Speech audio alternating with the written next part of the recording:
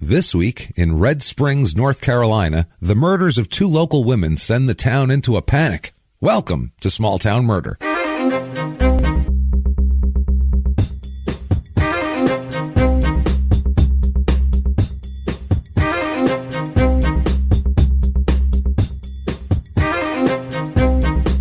Hello, everybody, and welcome back to Small Town Murder. Yay! Yay, indeed, Jimmy. Yay, indeed. My name is James Pietragallo. I'm here with my co-host. I am Jimmy Whisman. Thank you, folks, so much for joining us again on another exciting, crazy edition of Small Town Murder. We have a real wild, crazy case for you this week. This is one of those where you definitely need to hear the whole thing. Yeah. Because it's gonna twist on you at the end, and you're gonna go, God damn it. So I can't wait. It's one of those. It's gonna be a lot of fun. Thank you, everybody, first of all, the house cleaning out of the way. Thank you, first of all, for all of your reviews this week. We saw a thing that we were the number 2 most reviewed podcast on iTunes. For 2018. For 2018. And that is all you guys. Yeah, thank you guys so goddamn much for that. For a show like ours, which we're not the biggest, we're not famous, we're not, like we've said before, we're not journalists, we don't have a big giant conglomerate behind us or anything like that. For that just shows grassroots. It's all you guys, and that's all you need. You don't need to have NBC have your podcast or NPR, BBC or anything like that. You just need to have people that are awesome that are willing to listen to your podcast. Best goddamn podcast audience in the world. Thank you guys for that. If you haven't done it yet, please get on that and give us a review. 5 stars would be wonderful. iTunes or wherever you listen to podcasts. It doesn't matter.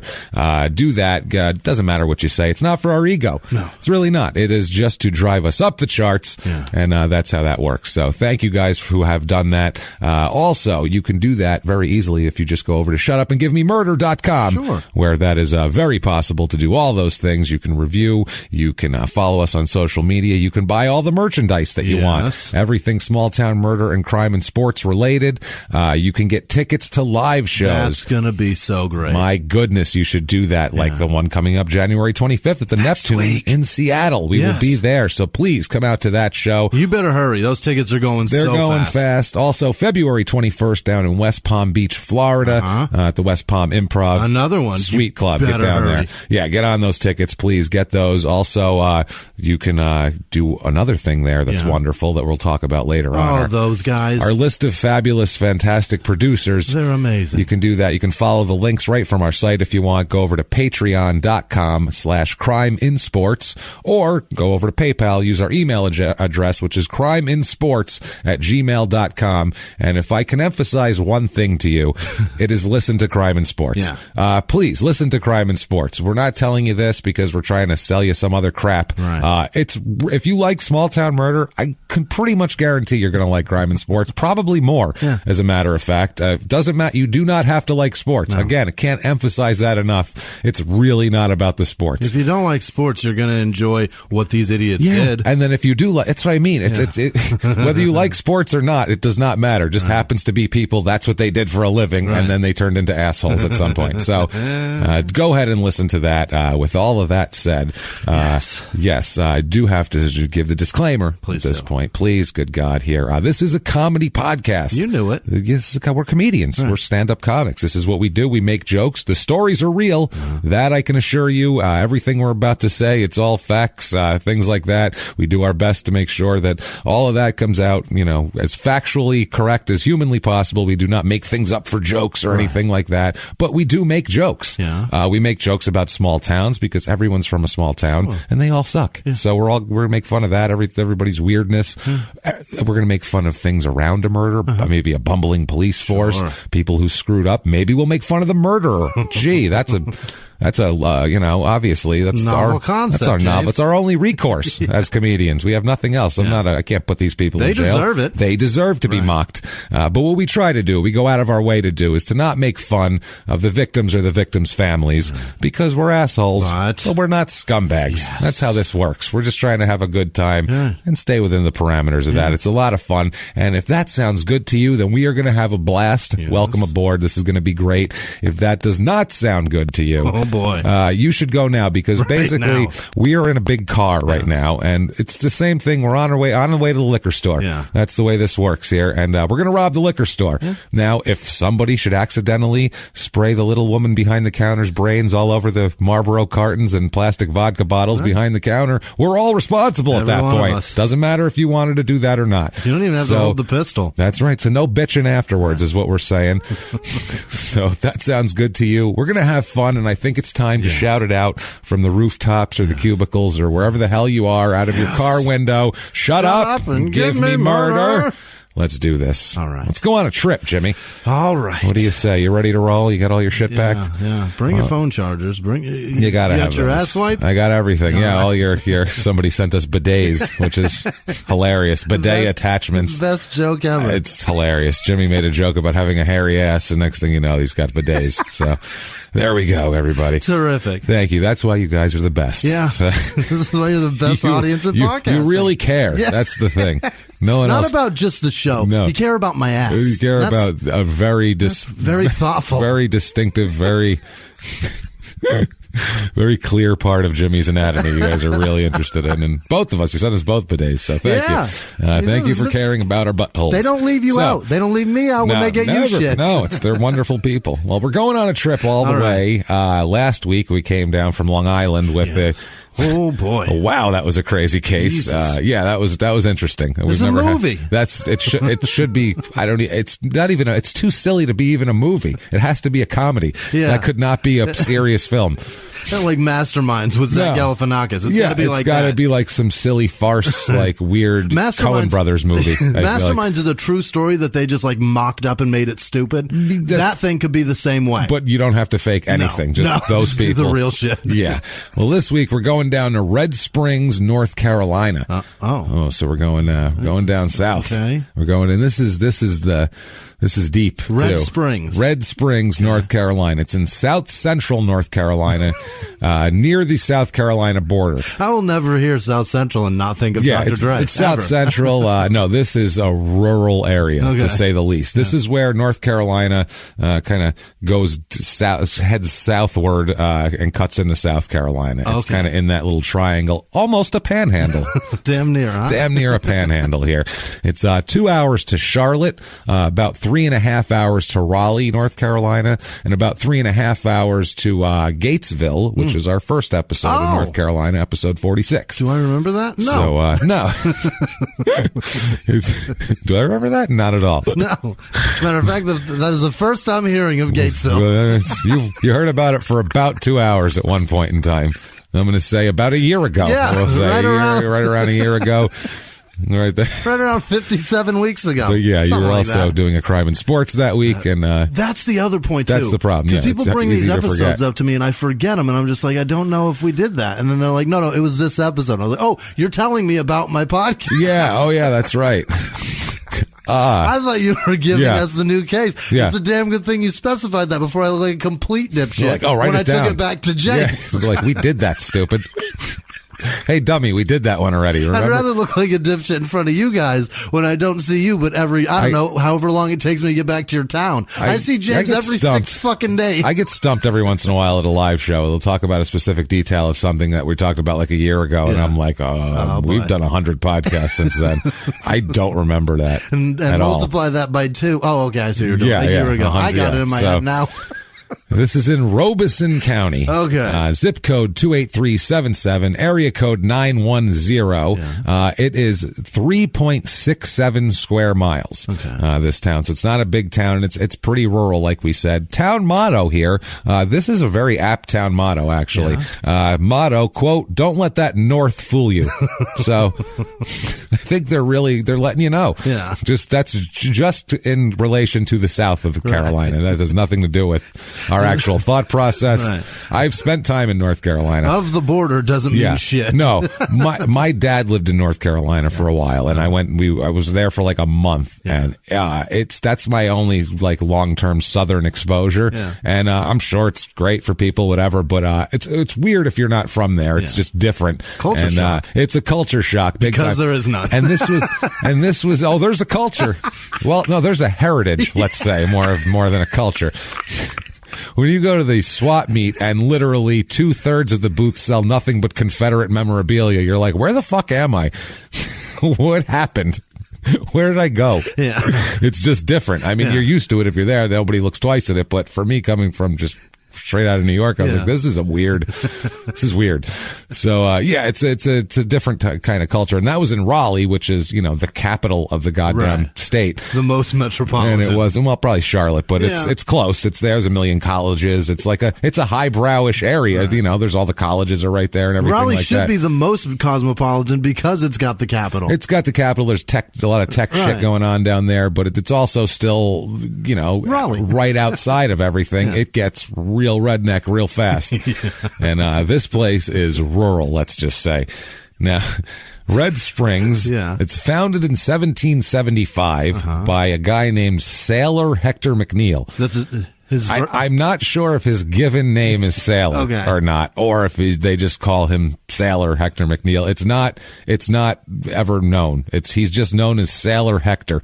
Everybody knows him as. I like that he's got such a Irish last name, McNeil, ripped right apart with that. With the that. Hector, yeah. It's an odd Sailor Hector. Right. I guess I don't know. He used it. They said they don't know if it's a nickname or not, but he used it in the county tax lists of 1771. Interesting. He put himself as Sailor Hector McNeil, so it might be his given name for all the fuck we know, or he really really embraced it. He started wearing a sailor hat, started calling everybody matey. He gouged out an eye on purpose. He's got a parrot for no reason. Like, what's up with him and his parrot? He had it for a day and it flew away. We're nowhere near. He didn't know to clip it. We're nowhere near the ocean. Right. We're inland. This is weird. This is farmland around here. So, he, I guess he was one of the main settlers here. His home was at the top of a hill on the edge of the McNeil Cemetery in town, and he and his wife, Mary, are buried there in unmarked graves, which I don't know why they're unmarked. I don't know if that was just the style of the time or what, but do you think they would? The fucking cemetery's named after them. His headstone is just basically the gates. Yeah. Maybe McNeil, it's right there. Maybe they put him in just like the spot of... That's where the first plot is. I don't know. Or they just buried him there like, we're going to fill this up one day, and one day we're going to run across him. Then we'll mark it. We'll know where. We'll find him eventually. They're over here. Right. We know that. Around. Everybody else we'll bury around here. That is very bizarre. Why an unmarked grave? I don't know why an unmarked grave. I don't know what that is, an unmarked thing in their own cemetery. Yeah. You think people are going to loot your grave, bro? I don't know what. And I don't think so. I think it's... I don't know. I don't know if that's like a sign of respect. Like they don't need... Yeah. They don't need all the attention in the afterlife. I don't need that. I've had right? plenty in this life. You know who's buried there. You know what I'm saying? One of those deals. Maybe. Like it's just, maybe he's so important that there's we know exactly where. Or maybe he was just the first two people to die, and they were like, I don't know, put him there. Put him over in that empty lot. We should put headstones. We can put everybody in there. Hey, cool. Where'd you put that one guy? I don't remember.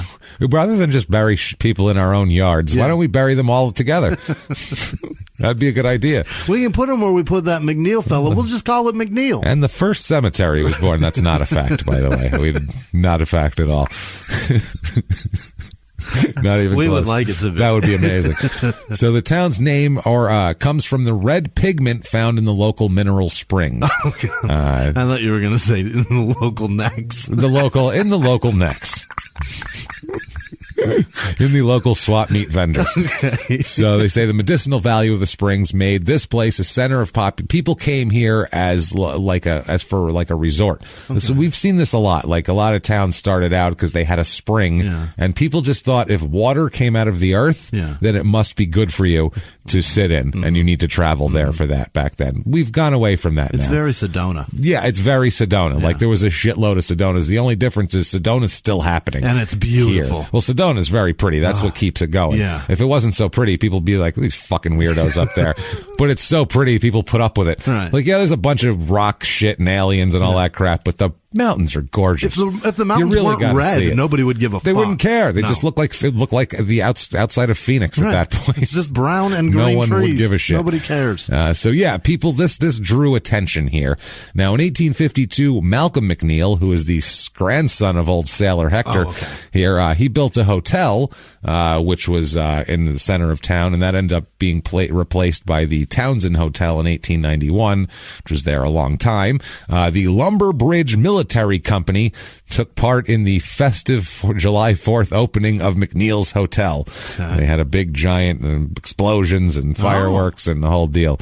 Yeah, so it's a military company? It's the Lumber Bridge Military Company. Okay. I don't know if that's a company of guys calling themselves the Lumber Bridge. Okay. I doubt it's a lumber company that also is a military outfit. That would be a very odd. Or it might have been, because back then they used to call units from towns and shit like that. That was how the military company. Your town put together a unit, right? So it might have been they might have called themselves the Lumber Bridge or shit like, which is nice. That way, all the town's young boys can die at once. If it's a slaughter, which is what would happen. If a battle, over. If you lost a battle, it was all the young men died. Right. It's like okay, that's a silly idea. Yeah, why did maybe we should have spread them out more evenly? Ever think of that? All our guys at once together. I think that's what in World War II. That's why they didn't do that. They didn't just take whole towns and put them in places. They didn't. They spread them out a little bit. Yeah. Put a couple dudes over there. But back then, that's how they had to train. You know, you had to. That was easier. And you'd think Civil War times. I mean, just in the common sense thought process, it'd probably be easier for me to fight with you than it would be for me to fight with some other stranger. You know what I mean? Yeah. Like be on the same team as and fight. Yeah. Go somewhere. Fight. I'd rather fight with you because I'd actually give a shit whether or not you got shot. Well, back then too, it would be like a lot of times it would be like the school principal would be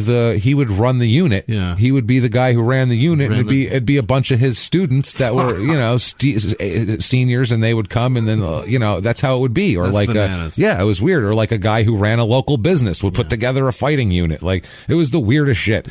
Civil War is the weirdest shit. I love the Civil War. It's crazy. That's why it was so devastating. They probably ended up resorting to that stuff, right? That wasn't like the first move. No, that's how they started putting together. They started putting together regiments. Jesus. Like people would put together a regiment. They'd say, "I'm fielding a regiment." That's how they would do it. That sounds like the last straw. You know, like the last resort. Well, they would have huge calls too, but in small towns you couldn't do that. So they'd get all these units from these towns. In New York City, let's say they'd have a big recruitment call and thousands of guys would come. That would be a different story. Sure. But still, it would be guys from there. Yeah. So they would all get kind of sent out together. They would form different units and different areas, and it's all over the country, which was insane, as we know here. So a letter from the area here, from someone who was living in Mississippi who went to visit there, mentions that Red Springs also had a store at that point. They had water and a store and a hotel. You can buy shit and sleep and bathe. This fucking be here forever. Paradise. So they had it's in 1887. They incorporated. Before that too, they had different names of the town. They called it Dora for a while for some reason. We were not sure why. There were explorers there? They couldn't figure. There's a lot of little girls with backpacks wandering around. I'm not sure how that happened. Talking maps and shit. In 1852, they built the frame of a school building near the hotel, and they didn't actually have it as only a school. For the next 40 years, they also had a ton of religious meetings there. Shit, yeah. So it was like religious meetings in school, and then the North Carolina Military Academy opened in 1899 in that building, and that was male students, obviously, for the military academy back then. Yeah. Then they opened the Red Springs Seminary as a female seminary. Then it was renamed the Flora MacDonald College in 1914 to honor the Scottish heroine who helped the Bonnie Prince Charlie escape the Stuart uprising in Scotland. Oh. There's a lot of Scottish shit here. Okay. Apparently, this is like a lot of Scottish. They landed there? Or what the fuck? It's just I don't understand it here. The Flora MacDonald Academy is a K through 12 college prep private school now.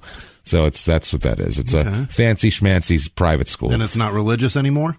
I don't think so, but it might be. It's private, so who the fuck cares? Probably is. I'm sure they pray to something. Yes. So basically, they had cotton, soybeans, tobacco's huge in North Carolina, obviously, and lumber was a big deal in this area. Textiles were a big deal, obviously. Anytime you're growing cotton, your textiles are going to follow behind here. Yeah. From 1947 to 1950, they had a minor league baseball team here. Really? Which is pretty cool. After World War II, every small town in America America had a minor league baseball. Yeah, they had the Red Springs Red Robins, which makes sense. Not but bad. it was probably a Cardinal affiliate because the Cardinals at that point had a shitload of farm teams. They had 50, 60 farm teams. Really? Yeah, because Branch Rickey who started the Dodger farm system and all that. He's built their farm system also. Brilliant. That's why in the 30s they were so good. 30s, 40s, the Cardinals. And today it's the same thing. They have this. They've always been huge in the farm system thing. So anyway, but this was actually a Philadelphia Athletics farm team here, the Red Robins, but they switched all the time, so it didn't matter. But yeah, after World War II, all these little towns had minor league baseball teams. Makes sense. It was really weird. World War II was a great time for baseball. Well, after World War II. Yeah, that's what I mean. Yeah. I mean, during World War it was terrible. Joe DiMaggio was fucking in Europe and not in center field for the Yankees. That's a bad time for baseball. Yeah. Ted Williams is flying missions. That's not good. I don't want Jeter up in a fucking airplane. I don't either. No, that's not what he's good at. Stick to hitting the outside pitch over the second baseman's head, why don't you? So this team won the Tobacco State League Championship in 48. And, anyway, 1950, the team was, led by Ducky Detweiler, who played for the Boston Braves. He was kind of a famous baseball player. Population of this town in, 1900, it had 858 people, in 1900. People now, there's 3,433 people here. Booming, down 10% since 1990. Not booming. They've been going down for a while now. It's which is weird because they had in the 1950s, 60s, 70s, they had this huge population growth, and then it has gone. People are running off the rails. This is a depressed area. We'll talk about it. This area is not wealthy. There's not a lot of opportunity here. It's tough. Median age here is 33.8, which is way lower than your 37.4 average. And usually these small towns tend to skew a little older. So it's different. This town is different than most towns demographically that we've covered here. Females, almost 55%, which is usually an indicator of old age, which we'll find some elderly people here too. Males, obviously 45. The kid demographics are high. The 10 to 14-year-olds are twice the normal amount here. And also, 85 and over, age 85 and over are 5.5% of the population. Wow. Which 1.3 is normal. So it's some sort of weird cocoon town where these, I don't know what's going on here, but everybody is either 12 or 88. I don't understand. And whatever that red is, it grows the elderly and the young, and it wipes out the people in the middle. It's the only thing on earth that does the opposite effect. I feel like alcohol does that in this town too, from what we'll talk about here. Married population's low, which is weird for a small town. It's usually 50-50 here. It's about 39% married, twice the widowed rate, but we have a high elderly population, so you're going to get that. High divorce rate here, much higher than normal. Single with no children is a little bit higher than normal, so there's just less married people. It's a lot younger crowd. Race of this town, this is different than just about any place else we've covered. Usually white is 62.77%, and normally for us it's 97.77%. Here, race white is 26.53%. Interesting. Black 48.39%. 8.62% Native American, which averages 0.66%. It's usually like half a percentage. Now it's 8.62%, and 11% Hispanic. So it's way different than white people in this town are terrified. It's like the demographics of the Bronx, minus the Native Americans. I assume not a lot of. This is it sounds like a great place. I'd love to see it. Except for wait till we get to the economics of it. It's not so great anymore. 45.6% of the people here are religious, which is low. It's 50-50 is normal. Baptists are the main. As we know, Baptists are the Catholics of the South. 24.3% Baptist. Pretty goddamn Baptist, I would say here. 0.0% Jewish. Not surprising for a rural North Carolina town. 0.0% Muslim. Again, not surprising. What is surprising for a predominantly black population is that it's 50 last election 51% Republican in this town, 46% Democrat. So that's bananas. That's an odd thing in this town. But then again, you think about the percentage of people voting and who's voting and that sort of thing too. Unemployment rate here is a little bit high, 7.4%. It's normally 5.2. Median household income is a fucking problem. It's just a problem. I don't know how else to put it. Average in the country is $54,000. Here it is $19,868. Household. How? Household. That's two incomes. 31.4% of the people make under $15,000 a year. That's unacceptable. 50%, half the people in this town make under $20,000 a year. How is this town is nuts? That's very poor. 5%, only 5% make over, or I'm sorry, 0.5% make over $100,000 a year. What is that? Which is excessively low. 0.5%? That's like nothing. two people. It's crazy. The jobs in this town, manufacturing is 25 or 24% of the jobs. Normally about 10% of the jobs. And the other part of it is 24% is educational services, which would be the school. I assume the private school employs people. I know there's a college somewhere nearby. So that's otherwise there's not many other jobs. It's pretty much when 50% of it are in two fields. That's 50% of the jobs are only in two areas. That's rough. Cost of living overall 100 is regular average everywhere. Here it is 73, which you would go okay. But the problem is healthcare is high. Housing is very low though. That's what keeps it low. Housing is a 29 out of 100. The median home cost here is $54,600. Median, though. Median. So a lot of houses, most of the houses are worth less than, it's like 90% of the houses are worth less than $150,000. There's not a lot. And if we've convinced you that, damn it, you need to move to Red Springs, North Carolina, we have for you the Red Springs, North Carolina Real Estate Report.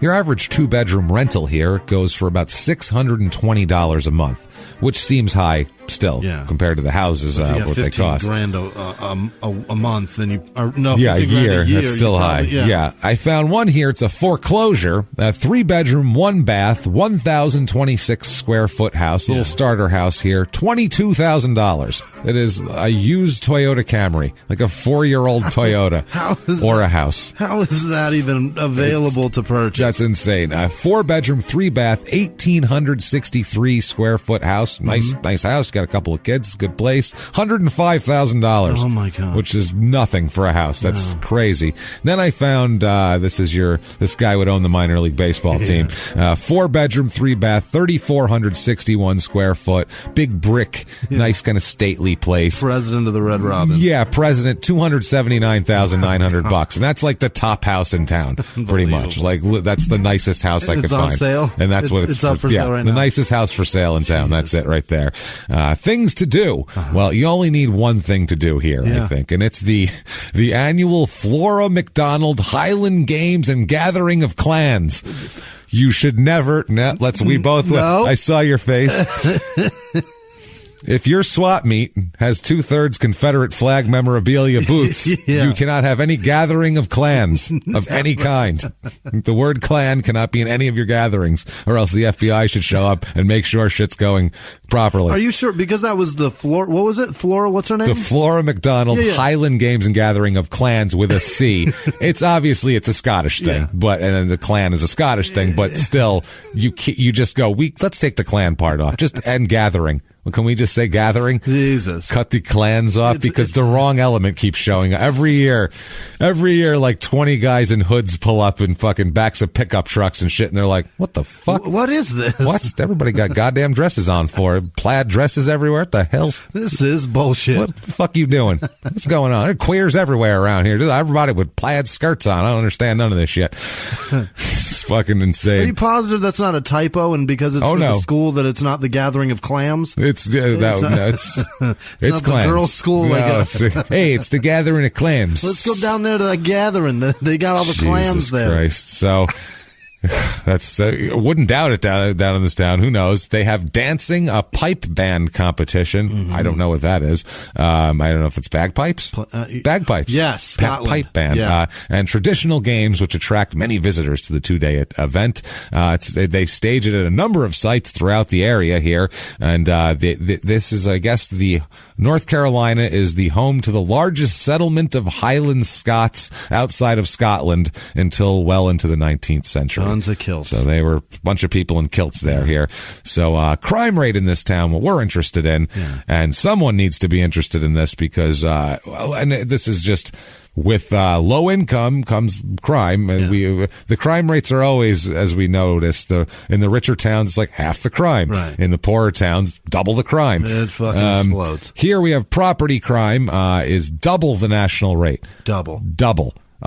Thick, deep property crime here. Violent crime, murder, rape, robbery, and assault, the Mount Rushmore of crime, is 3 times the national average. Triple. This is fucked up. That's what happens when nobody has any fucking money to take care of themselves. Yeah, that's what I mean. Nobody's got any goddamn money. There's no jobs down there, clearly. And Walmart, open some shit and pay some people that's something. the problem. That's the problem. Yeah. But yeah, it's not a good place economically to be here, and apparently crime-wise not a great place to be here too. Now let's talk about a murder that took place here, Jimmy. This murder, we got to go back in time here. We're going to go in the time machine, not too far, but back to, we're going to grow out our mustaches and go through the time machine, and we're spinning and flying, and there's lightning flashing, and we're going all the way back to 1983. Okay. That's why you got to grow out your porn stash. I'll just shave this beard. Yeah, get it good and thick, though. Yeah, we need it. I need it to be aggressive, Jimmy. You really need to get it long and then chop it in a push broom fashion.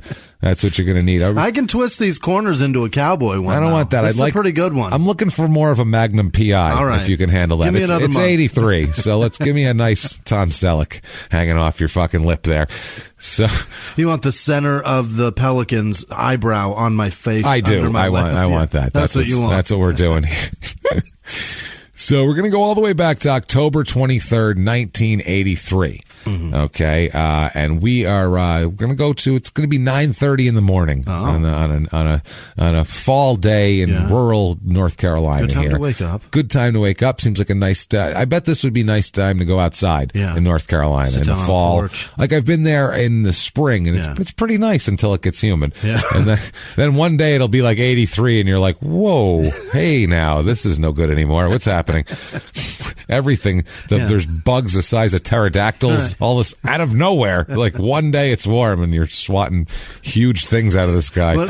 When a mosquito can shit on your car, they're too big. When it bites you and then gives you a glass of orange juice afterwards, you go, that's a little too much mosquito.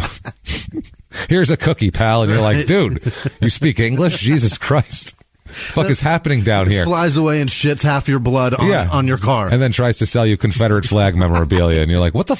Where am I? What is going on here? Blood shitting pterodactyl mosquitoes with Confederate flags for sale. This is the weirdest place. And a hood, and saying if you were wearing this, I wouldn't have bit your neck. Yeah, I wouldn't have been sorry. So wouldn't have had access to your jugular. Jesus Christ. So 9:30 a.m. Let's talk about a lady named Alice McLaughlin. Alice McLaughlin is sitting outside. It's a nice morning. She's taking in the nice day, basically taking in the nice morning. She's sitting. She watches a man walk up the road toward her niece's house. Okay, her niece is 18-year-old Joanne Brockman. She's got her own house. We'll talk about her situation, but yeah, she lives separate from her aunt, but they live near each other, right across from each other. They all live near each other. They live. Who? Everybody in this story. They're 3.7 miles. That's true. Everybody. What are we talking about here? I'm like, who are we talking about? Everyone named Alice and Joanne. All these ladies live near each other. You know how women are. They gather up in towns, and it's just a bunch of them. This is a gathering of clams, James. You know how these ladies are. Jesus, what are they doing? Making their own towns. They're crazy. The broads, they're crazy, I tell you.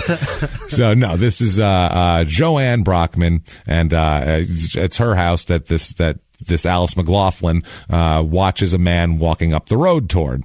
Okay. She watches this man knock on Joanne's door and then enter once the door is opened. He doesn't kick it in or anything like that. She watches him enter. The guy she sees is a guy named Roscoe Artis. Yeah, it is. Okay. Roscoe here. Roscoe's a nice fella. Yeah. Roscoe will say he's the type of guy that you want your daughter to come home with, I would say, and say, we're going to settle down. Okay. Me and Roscoe here. here. Roscoe's had some problems. Let's talk about some of Roscoe's problems, shall we? First is his main issue. He's got a lot of them, but one of his main issues is on December 23rd, 1974. Merry fucking Christmas. He's convicted of assault on a female. Yeah, and it's not a good one either here. There are good ones. No, but I mean, it's not like they didn't get in a scuffle. They wouldn't get drunk and start throwing liquor bottles at each other. This was a woman who was not, we'll talk about it here. Wow. This woman, she says that this was a 16-year-old girl at the time, first of all. For fuck's sake. She said that on the way from her parents' apartment to the store, she was approached by this Roscoe artist back in 74. He grabbed her from behind by the arm and told her she was, quote, going to the woods with him, which you'd never want a stranger to grab you and say you're coming to the woods with me. Right. That's nothing good happens in the woods. So this 16-year-old doesn't even know him. No. And she's walking down the street and he just grabs her by the arm and says, you're coming in the woods with me. And 75, how old was he? He's in his 30s at this point, and she's 16. So this sounds terrifying for a 16-year-old girl to be grabbed. She responded, quote, no, I ain't. Yeah. Which that's Southern for no, I'm not. That's Southern for no, thank you, sir. I have a previous engagement at the store. Then he told her, quote, you're going to give me some. Which is, again... That is Southern hillbilly white trash for terrifying. I'm fixing to rape your ass. Well, it's Southern for, madam. Yeah. May I have the pleasure of your acquaintance in the wooded area, which is for scary. Fornication. No, this is frightening. Yeah. To be for any teenage girl, I have a 17-year-old daughter. So anytime we talk about a 16, and this isn't about a 16-year-old girl, so whatever. But anytime we talk about teenage girls and shit like this, freaks me the fuck out the most. So he says you're going to give me some, and threw her on the ground and got over her and put his hands around her throat and started choking her. At this point, she said that she said, I'll go. She agreed to it at that point, just stop choking me. But he continued to choke her, and said to her, quote, no, I'm just going to kill you now. Oh my God. This happened in 74. So, she still remembered some things while she was breathing. She said she would go with him to the woods, and, she wanted him to believe her and let her go, basically, and stop choking her. But he kept choking her. She started to, fade and black out, and fortunately for her, this is just stars aligned for her. A friend of her sister's walked by and said, hey, what's going on over here?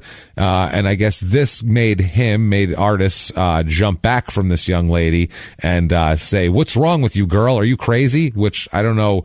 You're choking her. Right. He tried to make it like, whoa, why are you on top of me? Why are you fucking with me? Meanwhile, she's being choked. She's unconscious nearly. Yeah, which is crazy. And then she ran away toward the store, he started yelling at her, quote, give me my money back.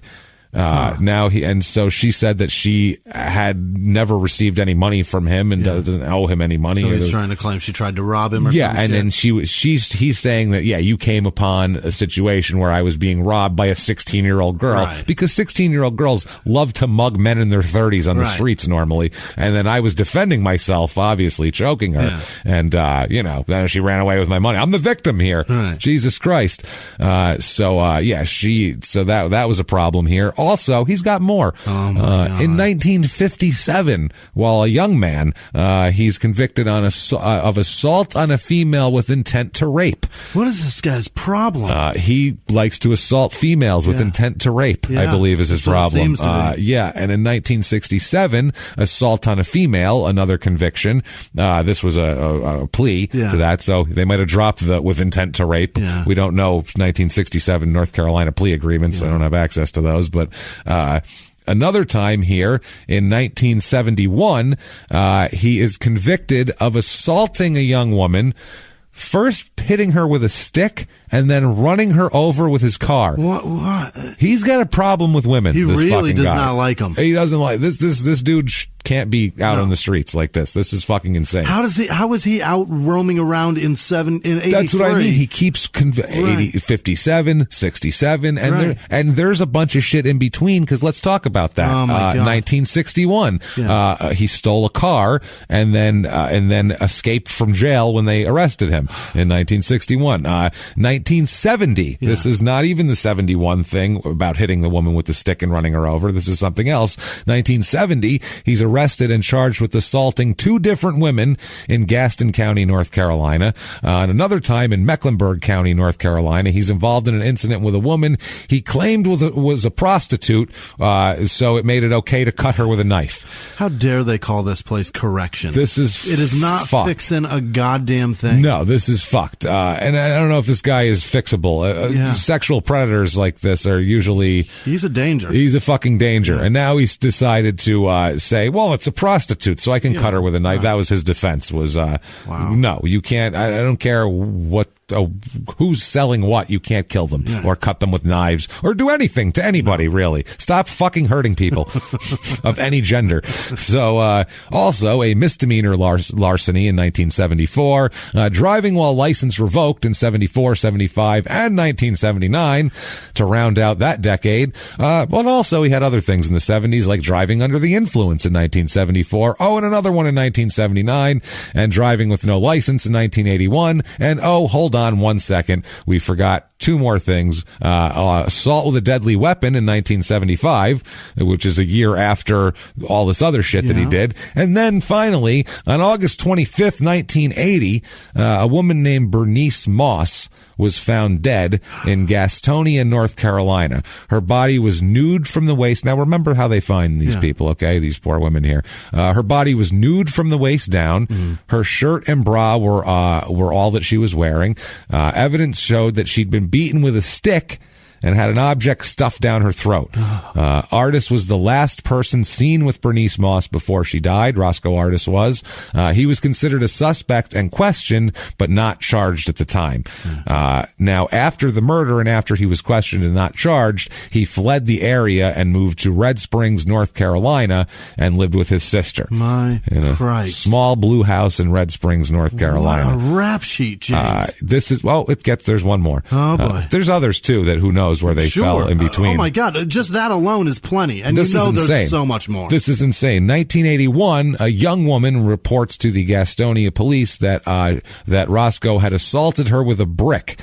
And as a result, an arrest warrant was issued, but eventually the charge was dropped. I don't know, the woman moved, and there was terrified. Yeah, there was something that ended up that made it dropped that had nothing to do with his innocence. We'll put it. That wasn't like, well, we found out he didn't do it, so we dropped the charge. Right. It was that there was some. We don't have a case because the witness left town because she's fucking petrified because she's to live anywhere near you. Of a guy who hits her with a brick. Right. So if we go over this, you can kind of get an idea of who this guy's life so far. Yeah. He regardless of anything else you can say, every crime is toward a woman. Yep. There's not one crime on here toward a male. You and I are safe. Ever. We're safe from this guy, but not every time he gets around a woman, it seems like he's assaulting them. He's hitting them with sticks. Right. He's hitting them with bricks. Yeah. The one woman was found with stuffed down her throat with a stick. This Wait is till crazy. he finds out we have bidets, though. He's going to be clean. so mad. Coming to knock on his door. You know what? He might come after us. I'm not sure here.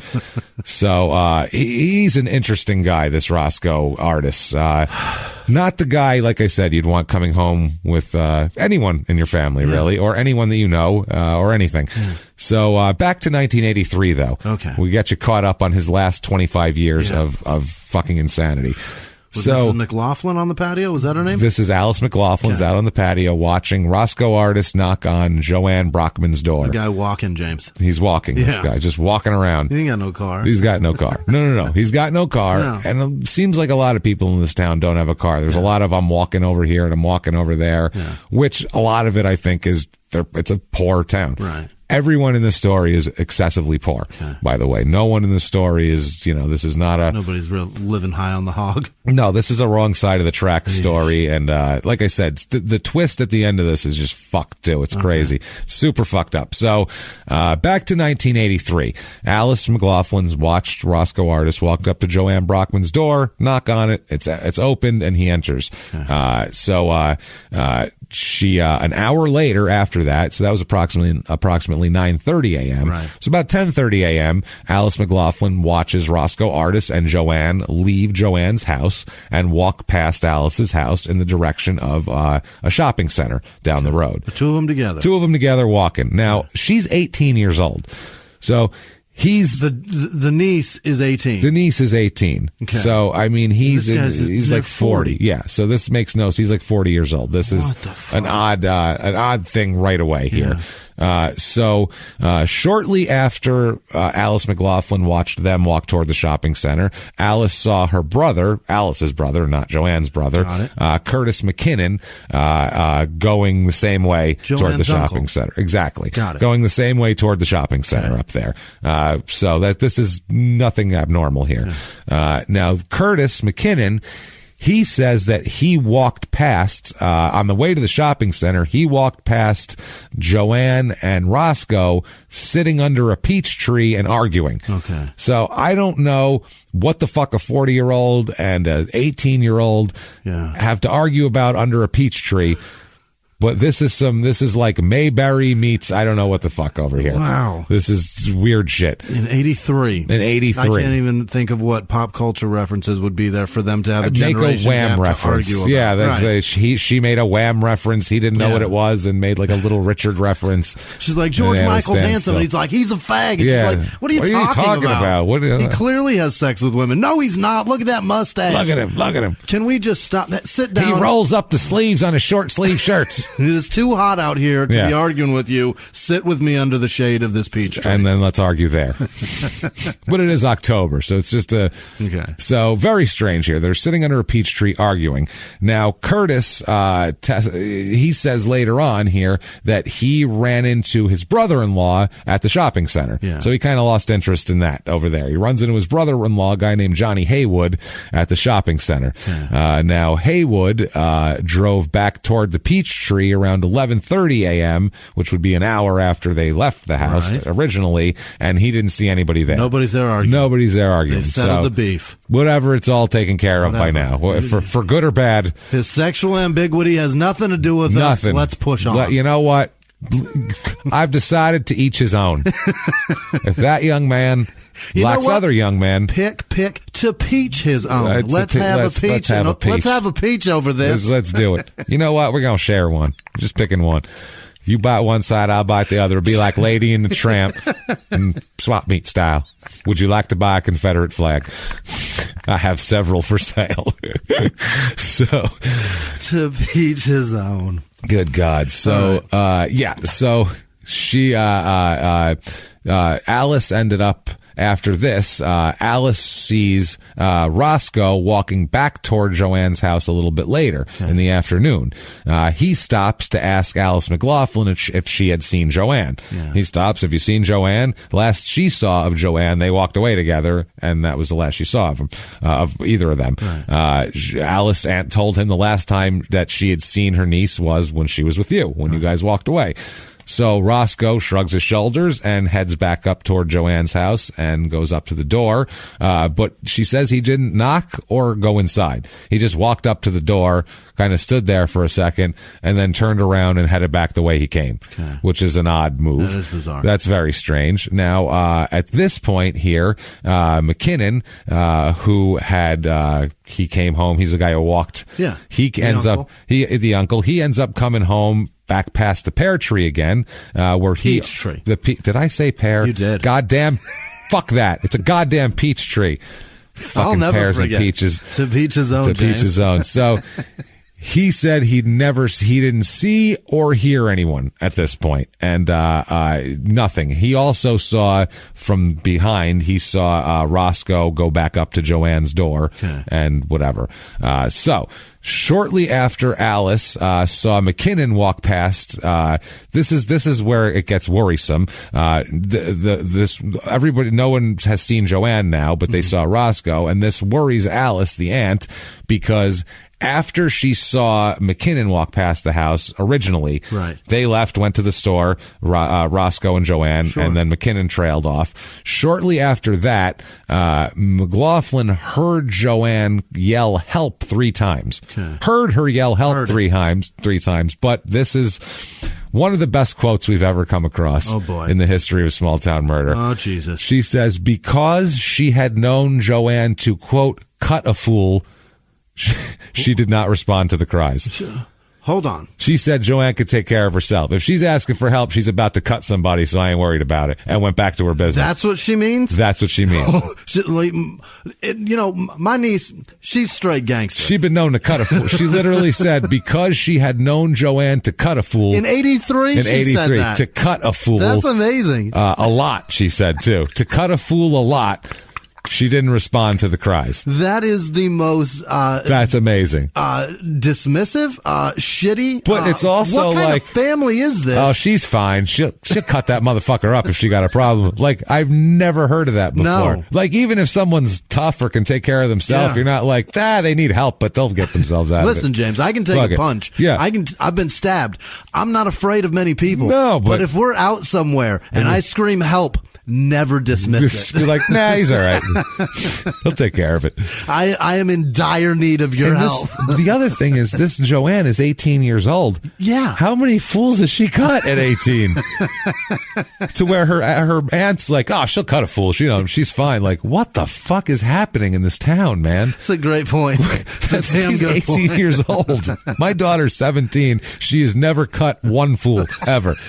And I doubt by next year she'll have a lot of fool cutting experience under her belt. So, however, if there's a little girl that I know that's 17, I know one. I only know one that's that age, and it's your daughter. Yeah. I could see her if somebody fucks with her cutting them. But she's not known to cut a fool.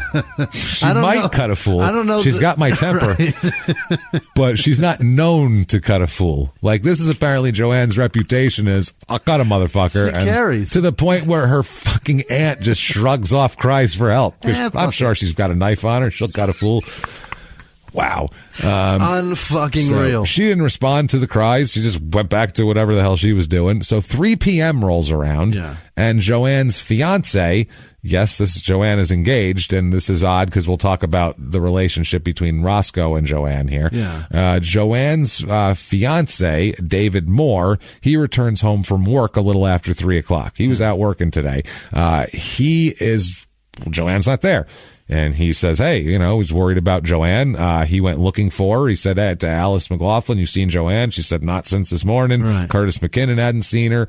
They're all a little bit worried. So they go out looking for her. Just David Moore, the fiance, and Curtis McKinnon go out looking for Joanne. Okay. And they end up, they find near the tree, they find there's some buildings near the tree. They find Joanne's wig and her shoes there. Okay. Which is women who wear wigs Yeah. don't generally leave them somewhere out. No. They usually keep them on their head till they get home. Right. So that's a bad sign. And her shoes also. Okay. Shoes important usually. Yeah. Those are two things she's going to keep on. Just for clarity, is Joanne a black girl? Yes, everyone in the story is black. Okay, just for clarity's sake, you touch a black girl's wig and she will fuck you up. Cut you. She will cut a fool. Yeah. Maybe that's what she's. Yeah. Maybe that's why she's. But that's true. But a black girl will never leave behind her wig. No, it's not out somewhere. That's not any girl. It's fucking anybody. It doesn't matter what a black girl only. Yeah. Ladies and gentlemen, my co-host Andrew Jackson. No, anybody. It doesn't. Any woman who goes out with a wig, they want to keep it on. That's why it's on. Right. They're outdoors in a wig. It generally is not like a baseball hat where you take it off to wipe the dew. No, it's you leave it on. It gets dewy too. Yeah, men don't leave toupees lying around either. No. If you know a guy who wears a piece and he's missing and you find it out somewhere, worry about that motherfucker. Guy's got some problems. Something happened to him. He didn't just take it off and go, I don't need this anymore. I've decided I'm confident in my appearance. I've decided this bald spot's not going to stop me anymore. I'm going to go out there and be the best bald man I can be. Every works. one of them hang on to that thing, even though they're extremely noticeable. Totally. Every last one of them.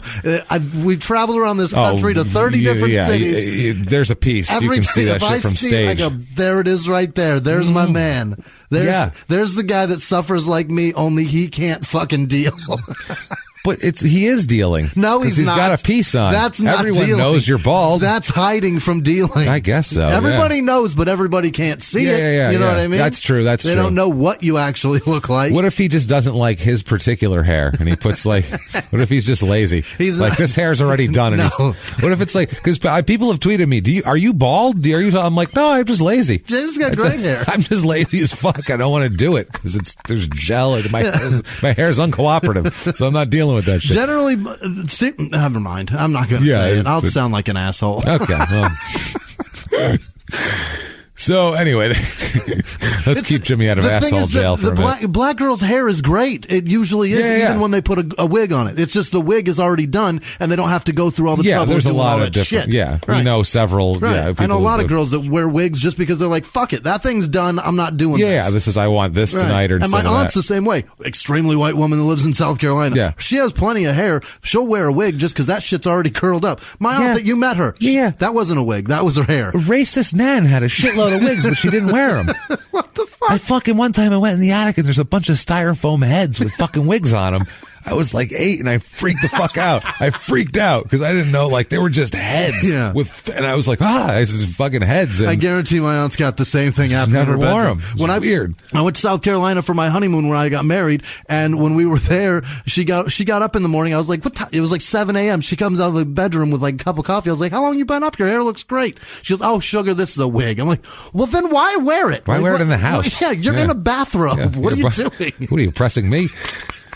So Joanne was not wearing the wig, apparently, obviously, here, at least past being by the tree. Yeah. So at this point, they call Joanne's mother and they contact the police to report that Joanne is missing. Sure. Once they find the wig and shoes, they're like, okay, there's a problem. She didn't just wander off somewhere or whatever.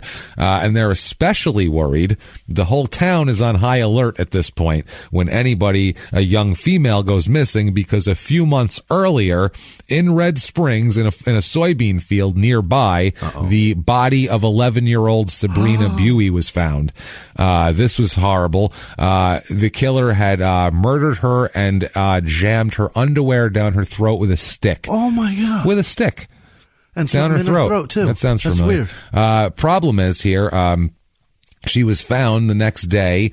She was found next to a convenience store in Red Springs. This young girl was naked from the waist down, wearing only a T-shirt, had her bra pushed back over her head and behind her neck. I told you about the underwear. She had internal injuries indicative of sexual assault. We don't need to get into them in detail. Bad ones that you can imagine, those there. Right. She died of suffocation as a result of foreign objects blocking her airway. Injuries to her back indicated her body had been dragged across the field before put in its final resting place. Several items were found near Sabrina Buey's body: a plywood board, a Schlitz beer can found inside a paper bag, a Newport cigarette butt, matches, a jar of Vaseline, a gum wrapper. Oh my God. Yeah, 9 latent fingerprints were lifted from the beer can, 2 of which were suitable for analysis and comparison. Okay. What they ended up doing is, they were obviously quite interested in solving this case, because this is about as fucking horrible as you could talk about. That's why I went through it quickly, because this makes this area super dangerous. If you notice, we don't do a lot of we gotta focus on the details. We don't do a lot of sexual assault murders of minors. That's that's not our thing. I don't enjoy that. Well, we don't enjoy any of the murders, but those are that's a good point. Especially, I don't know. We're fucking human, and it's uncomfortable, and it's uncomfortable for us, and we don't want it to be uncomfortable for you. And there's really nothing of comedic value in there at all, or anything like that. It's just horrible. Yeah. So, also, I'm not jaded enough to think that shit doesn't happen. That's the other thing. And we have kids, and you have a little girl, and I have a little girl, and a little boy, and a little boy, and we're all very worried about that. Very worried about them. What they end up good-looking kids, those 4. Yeah, they're all nice-looking kids. Yeah. So they end up they're investigating, and a young girl from a local high school ends up coming forward with the names of 2 boys that she had heard were involved in this and had bragged about it, or whatever. So they end up finding 19-year-old Henry McCollum and 15-year-old Leon Brown. They are half brothers, and they end up confessing to the crimes of the crime, both of them, and they also implicate other people involved. The state's theory was that there was up to 5 young men there that they're implying that were all sexually assaulted and then murdered this young girl. Oh, for fuck's That's sake. what they think. And they have these 2, they're half brothers, McCollum and Leon Brown. They have IQs of 56 and 54. Oh, yeah. 56 and 54. Yeah. And the other young men that they implicate are also not the most, none of them are bound for Harvard either. But they give a full confession and a full detailed everything of the crime, and so they're arrested for that. But still, everybody's on high alert because it's just, even though they caught the people that did it, they're still like, holy shit, this just happened. I can't believe it. Anybody goes missing, you, especially a young lady, you freak the fuck out. That eliminates 6 kids from your future of your town. You know what I mean? That's what I mean. It effectively puts 5 away and 1 in the ground. That's it, right there. It's the whole thing's a mess. It's a disaster. So back to Joanne Brockman here. Early in the evening, Joanne's mother, Johnny Haywood, and Deputy Sheriff McLean searched the area near the tree, and they eventually do find Joanne's body. She is dead, obviously. She's partially covered with dirt and brush, except for she is naked from the waist down. She has a sweater and bra pushed up above her chest. There's blood on her nose and her mouth, on her sweater, and a film of blood on her hands. So this is what they find. An autopsy reveals that although there's a large bruise on Joanne's forehead, this wasn't the result. It didn't cause a skull fracture, and this was not the thing that killed her here. Abrasions on her neck, hemorrhaging in the connective tissue around the windpipe, and her lungs filled with fluid, and that indicated the cause of death had been asphyxia due to manual strangulation. Wow. So that's what they're saying. She was choked to death. Oh, by the way, it gets worse. Jesus Christ. Also, examination of everywhere showed that this was she died during sexual intercourse. Ouch. Is what they found out by examining. Horrible.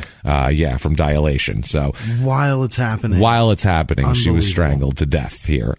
They want to talk to Roscoe Artis, is the guy they're interested in talking to, since he's the last one seen with her, and his record. They go, oh fuck, let's talk to that guy. That guy, he's good for this. He's good for this. He's been charged with hitting a woman with a stick before, also in the head and shit like that. So at 10 p.m., they find him. He makes a statement right away. Before they even take him to the police station, he makes a statement. They said, where were you tonight? And he said, he came back to his sister's house. This was this morning, at dawn. They said he had a quote, all night spree in South Carolina. Okay. I guess he was out partying all night. He said he'd gone to sleep at about 6 a.m. He woke up at 8:30, and he said he walked up to the store with his sister and her boyfriend around 9 a.m. He said about 9:30 he bought some peppermint schnapps and drank it all. He said he pitched the field into a bottle, the bottle into a field behind the grocery store, and they couldn't ever find that. They looked for the bottle, they never found it. He said he then walked to Joanne's house. He said he met her aunt on the way, talked to Alice, but found that at Joanne's house, he said the door was chained, so he didn't knock or enter, even though Alice said she saw him knock and enter. He said, but he just turned around, went back to his sister's house, and went back to sleep. He said he slept from 10:30 till 4, and then the cops came and knocked on his door and said, what's going on? So that's his statement. He's like, I don't know what happened. I knocked on her door.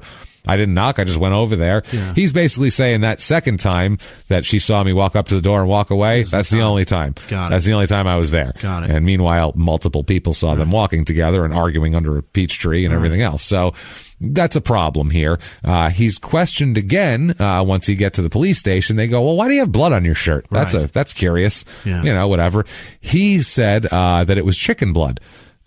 He's like, it's just chicken blood. Yeah. Because I guess in the rural North Carolina, that's a valid excuse for everyone's got chicken blood on them, probably. Some chick's blood. Chicken's blood. A chicken's blood. I was hungry. Right. So he says that. He even offers his shirt to the cops for testing. Wow. He says, you want to test my shirt? That's ballsy. Fucking chicken blood, man. Check it if you want. He said it's chicken blood. It's not anything. Yeah. And then they go, all right, we'll test it. And he goes, okay, well, it's not chicken blood. Back it up. I was bluffing. He goes, okay, it's not Joanne's blood, right. but it ain't chicken blood either. Right. Let's just leave it at that and just call it sometimes you have blood on your shirt. You don't always know where it comes from. Things happen. You know what I'm saying? Let's just leave it at that. You know, you're a guy, right? Be a guy. Come on. You understand, don't you? Nudging him and shit. Come on, buddy. How many times you got blood on your shirt? Be honest. Come on. It might be a chick's, right? Right? You know how it is. Like, no. What are you talking Whose about? blood is on your shirt? No one's blood should be on your shirt. No one's. There should be no blood on your shirt. The second blood is on your clothing, you change or wash it. You change it. Right. Or you better have a visible injury on you proving that it's your fucking blood. Instead, the story that you're telling us is that you've been wearing that shirt and sleeping in it since at least 10:30. You slept for 6 hours and somebody else's blood on your shirt? Yeah. Are you out of your fucking mind? We would love to test that. No, you know what? I can't. I get so much blood on my clothes. I got to be honest with you. I mean, the other day I got blood on I don't remember if it's this time or that time. Could be anybody's, really. You never know. You know how blood is. I do admire his. It sprays all over the place. You know how it is. I do admire his balls of testing. Like, what this? Oh, test it, man. You can test it. Oh, you want to test it? Okay, it's not chicken blood. I got a story to change. Do you think that was the bluff that they were going to go? Oh shit! No, he's innocent. He offered to test the shirt, so we're going to let him go now. I think he's good.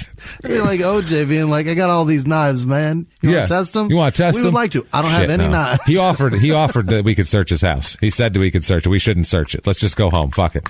No, I know. He's got a cut on his finger. He must have been dripping blood. It's all normal. He cut himself shaving. I know it's a gash, but these things happen. I get it. She called the cops on him 100 times. It's normal, but he should be fine. He offered. So no, we're good. Sorry. The killer Mr. would Simpson. never. Yeah. Mr. Simpson, you have a good night. We're terribly sorry to bother you. The killer would never Sorry. offer that. And we're sorry about your ex-wife too. That must be tragic for you and very, very difficult.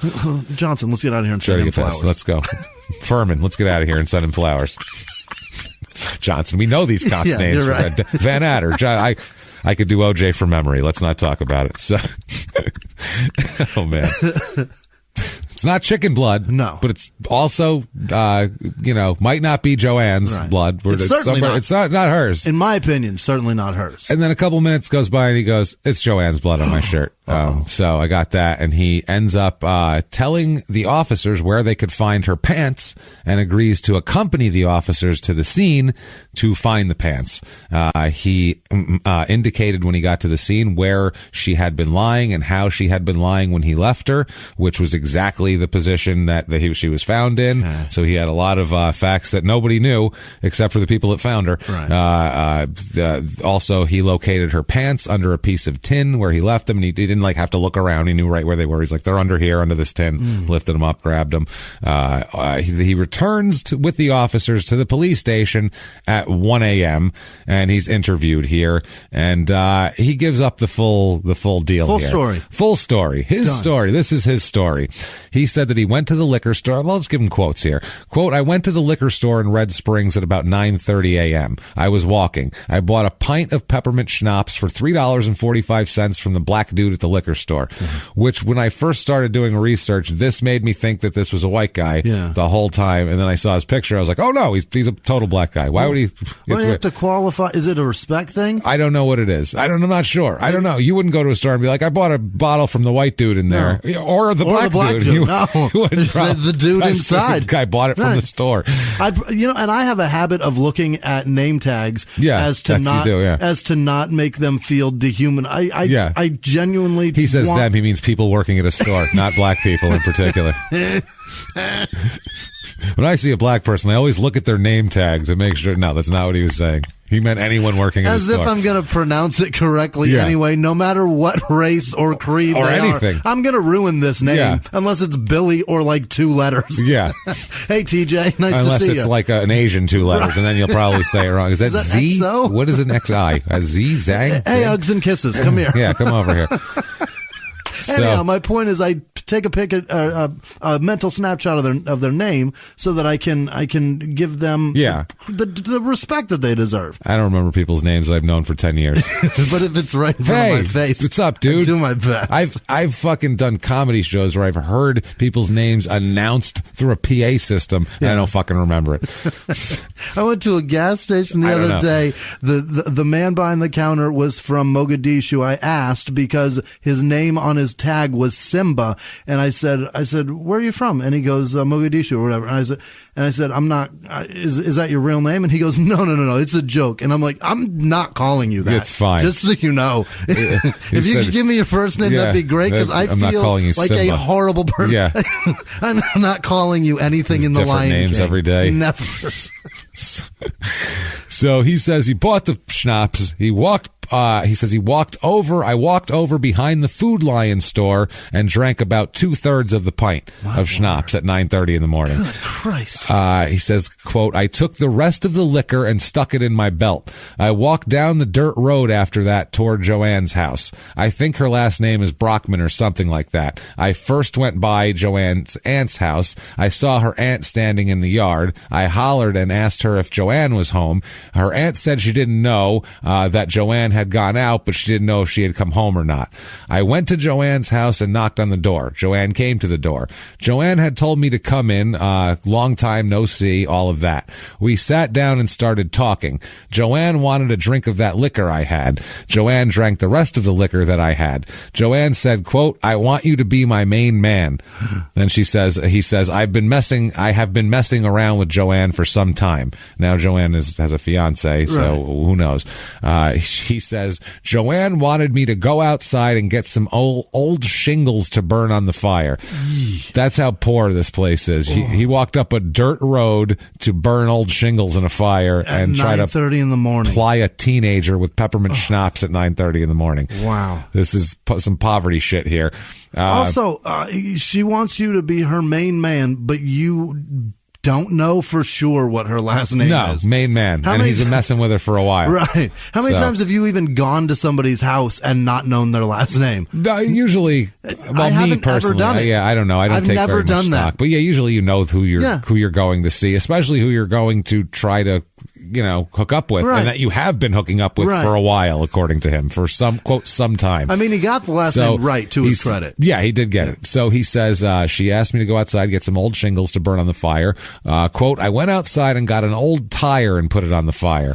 So now nothing stinks worse than a fucking tire fire. He's sending smoke signals. So then he says, I asked Joanne if we were going to do anything. Joanne asked me if I wanted to, and I told her yeah. I got in bed and then I had sex with Joanne. Joanne got up afterwards and she took a bath. After that, Joanne asked me to give her $10 because there was some stuff at the store she wanted. That sounds like a transaction of some kind that he's trying to see the last one, that one woman, he said she was a prostitute, so it was okay that I cut her. I don't know if he's trying to say well, she's just a dirty prostitute. I don't know if that's his line. He tries to dehumanize the women by saying that they're not that makes them okay to kill, but that's in his mind. He's making it makes it better. Yeah. It makes it like a lesser offense. He says, because there was some stuff she wanted at the store, quote, I gave Joanne a $10 bill and she put it in her bra. After that, me and Joanne left the house, she does not sound 18. No. She sounds 47. Yeah. After that, me and Joanne left the house, walking toward the store. We walked past her aunt's house on the way. We were talking and Joanne said something about this man she was seeing in Lumberton. She's engaged, by the way. So I don't know if he's making this up. Quote, I asked Joanne who he was and she told me it weren't none of my business. I told her I had give her my money. She said, quote, yeah, and you going to keep giving me more of your money. Joanne called me a few words and she made me mad because I was pretty high at the time. I grabbed Joanne by the arm and told her, let's go over near the barn on the right side of the road and sit down and talk. I wanted to whip her, but I didn't want to hurt her.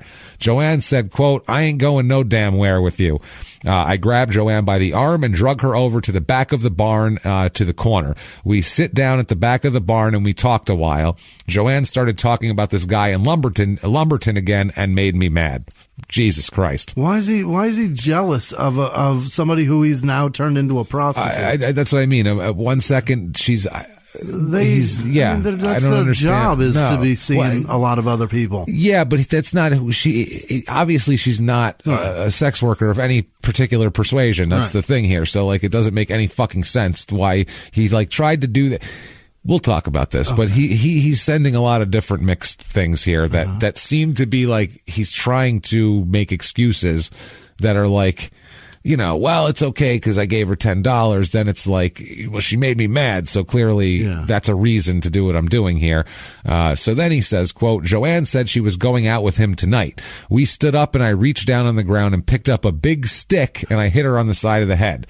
The stick was about as big around as my wrist. Jesus Christ. That's not a stick. That's a fucking log. That's a goddamn baseball bat, pretty much. Yeah. An unprocessed baseball bat.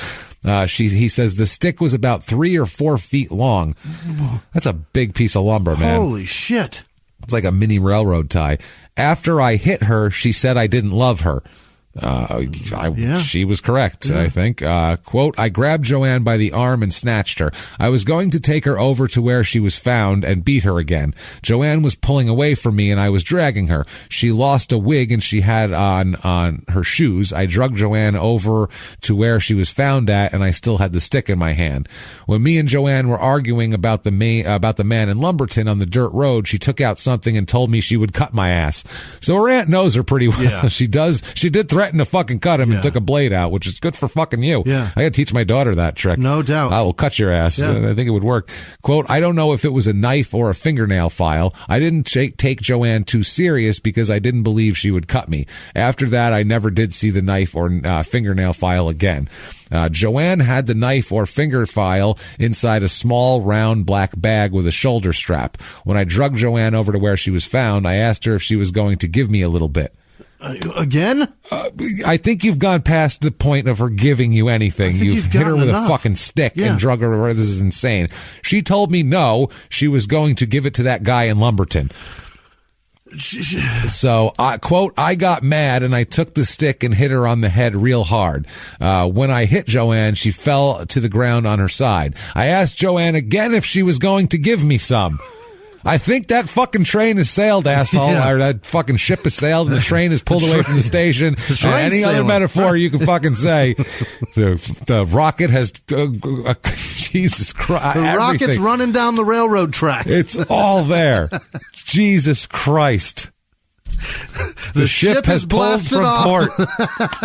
Shit's fucked up. What in the hell is going? This guy's an asshole. I don't understand why he's beating her so hard and still asking over and over again. Are you going to give me some? It's the way. So he says, quote, Joanne said no again.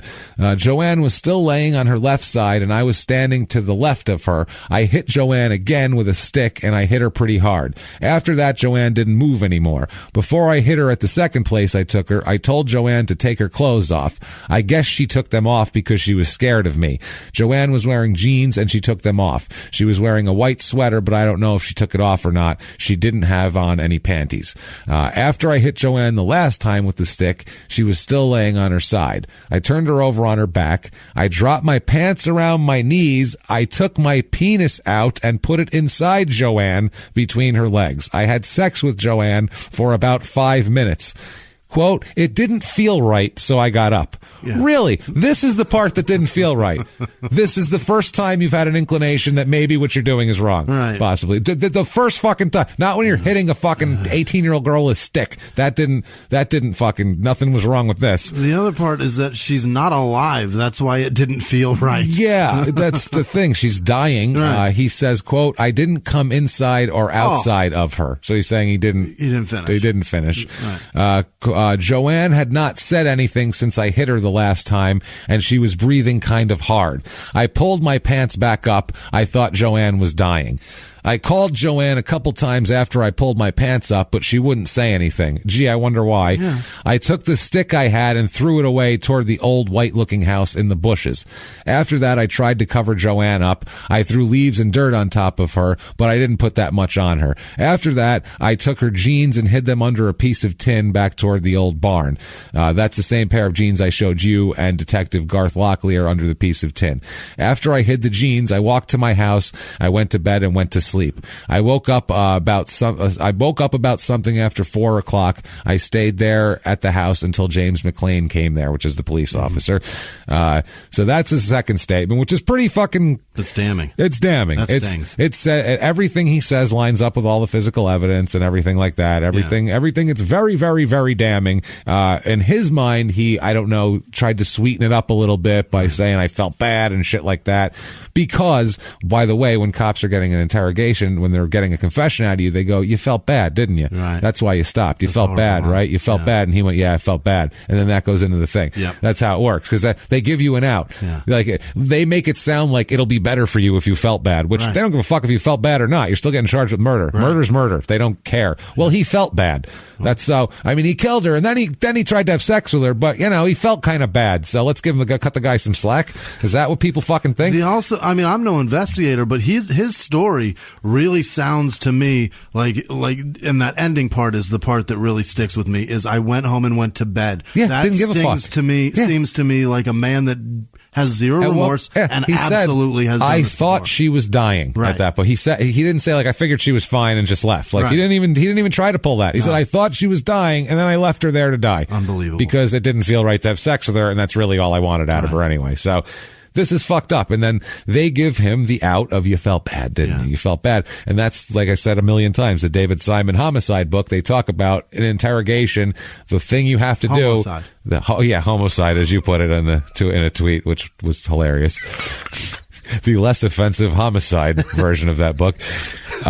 They say that the number one technique of interrogation is give the guy a little tiny window in the upper ceiling of the fucking room. There's a little tiny piece of light that you can get out of. Yeah. And it's just, you got to tell us this. And you got to give him that. He came at you, didn't he? Glimmer of hope. He came at you, didn't he? Yeah, that's it. Or even like they say, guy kills his kid. And they're like, so what? You hit I beat the shit out of my kids all the time.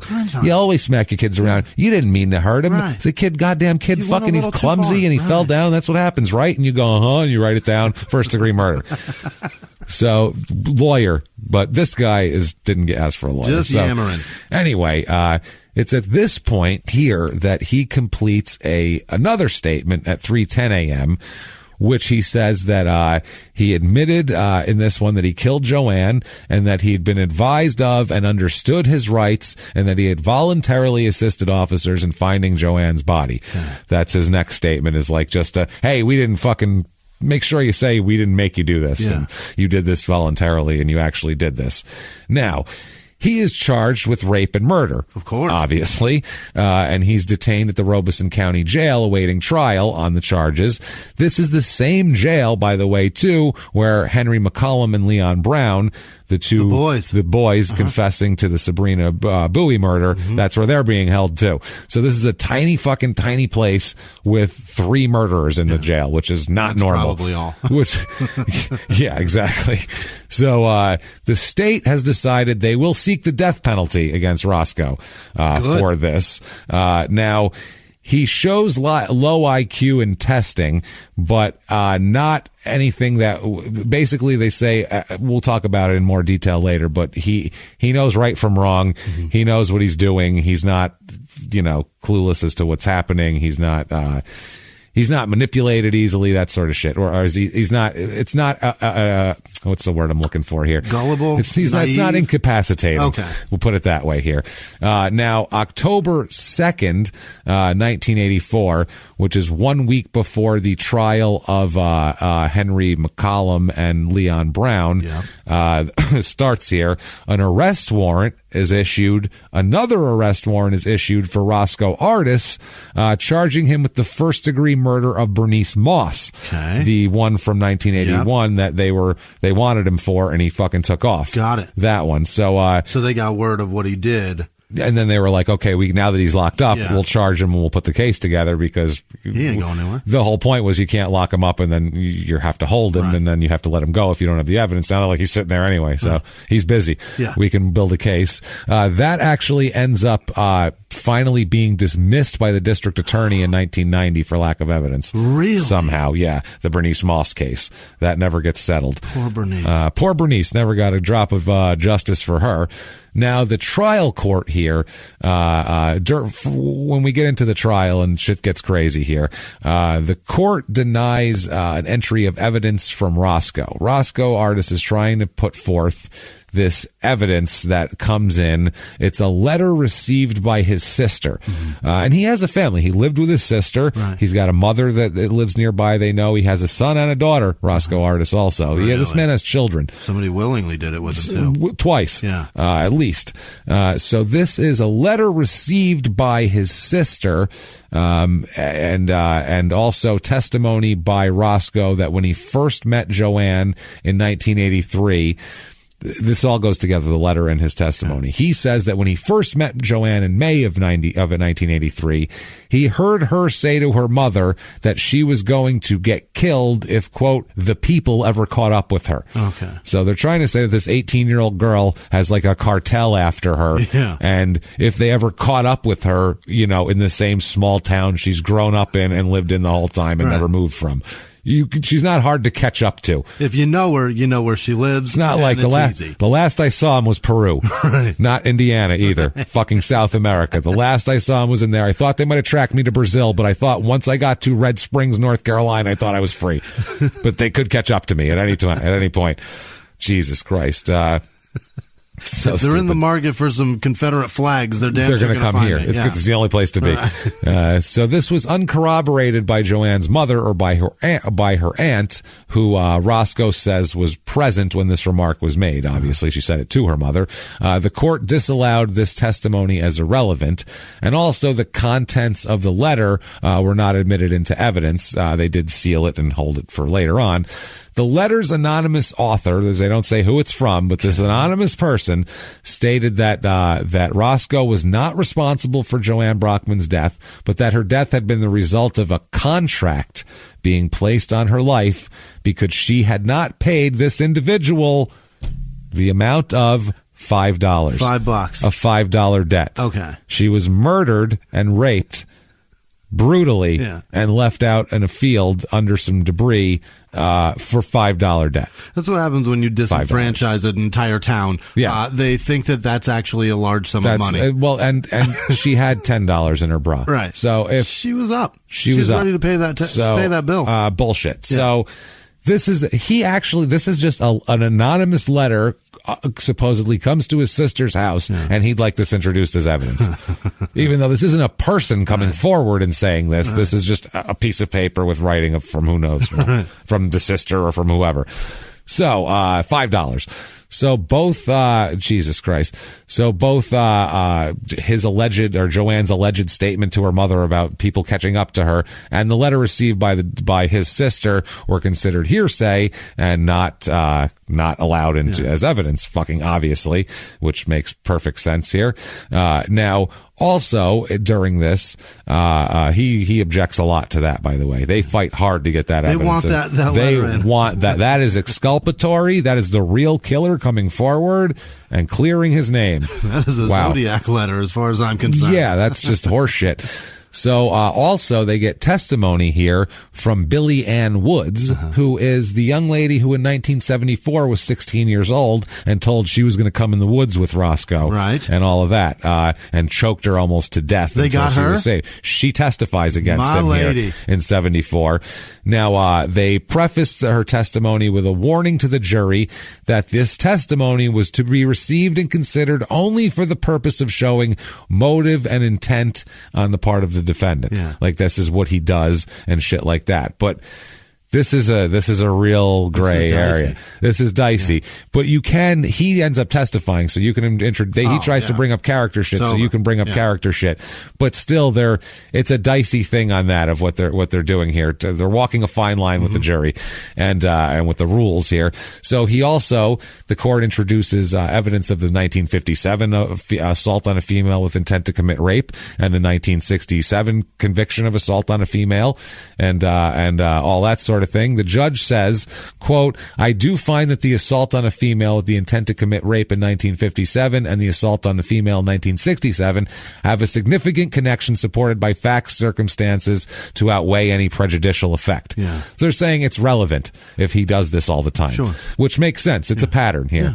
Yeah. Now, the trial court permits the state to cross-examine him about the assaults and shit like that. So he can let you know the circumstances of him. He can try to clear it up. It's not like it's just hearsay or That's an accusation. You got convicted. Also, they do allow the state to ask him about a number of more recent convictions for all his other bullshit. Like, basically, you're a lawless person is what they're saying. You don't live within the confines of the law. Clearly, you're always being arrested. His thing was, I had a job when this went on. And they're like, well, that's nice. But good for you. Good for you. It doesn't really, you can't kill women just because you have a job. Right. He works hard. Right. He works so hard. No. I want that Italian dad from last week's episode to be just stand up in court when he says, I have a job. And go, good for you. Good for you. You know what? Good for him. He's got a job. Good for him. Now he can work in prison. So he testifies now. He gets on the stand. Roscoe does. He testifies that he had not volunteered either statement that inculpatory statement, either incriminating statement that explaining that the officers had actually answered their own questions and that his signatures on the waiver of rights form and on the 3 a.m. statement had been affixed to blank papers or as receipts for his clothes that they had him sign, and then they attached it to that. That's what he's saying. His testimony, he says here, he's saying, I'm telling the truth now. He says on the stand that he bought a pint of peppermint schnapps shortly after 9. He went to Joanne's house. Now he's got a different story.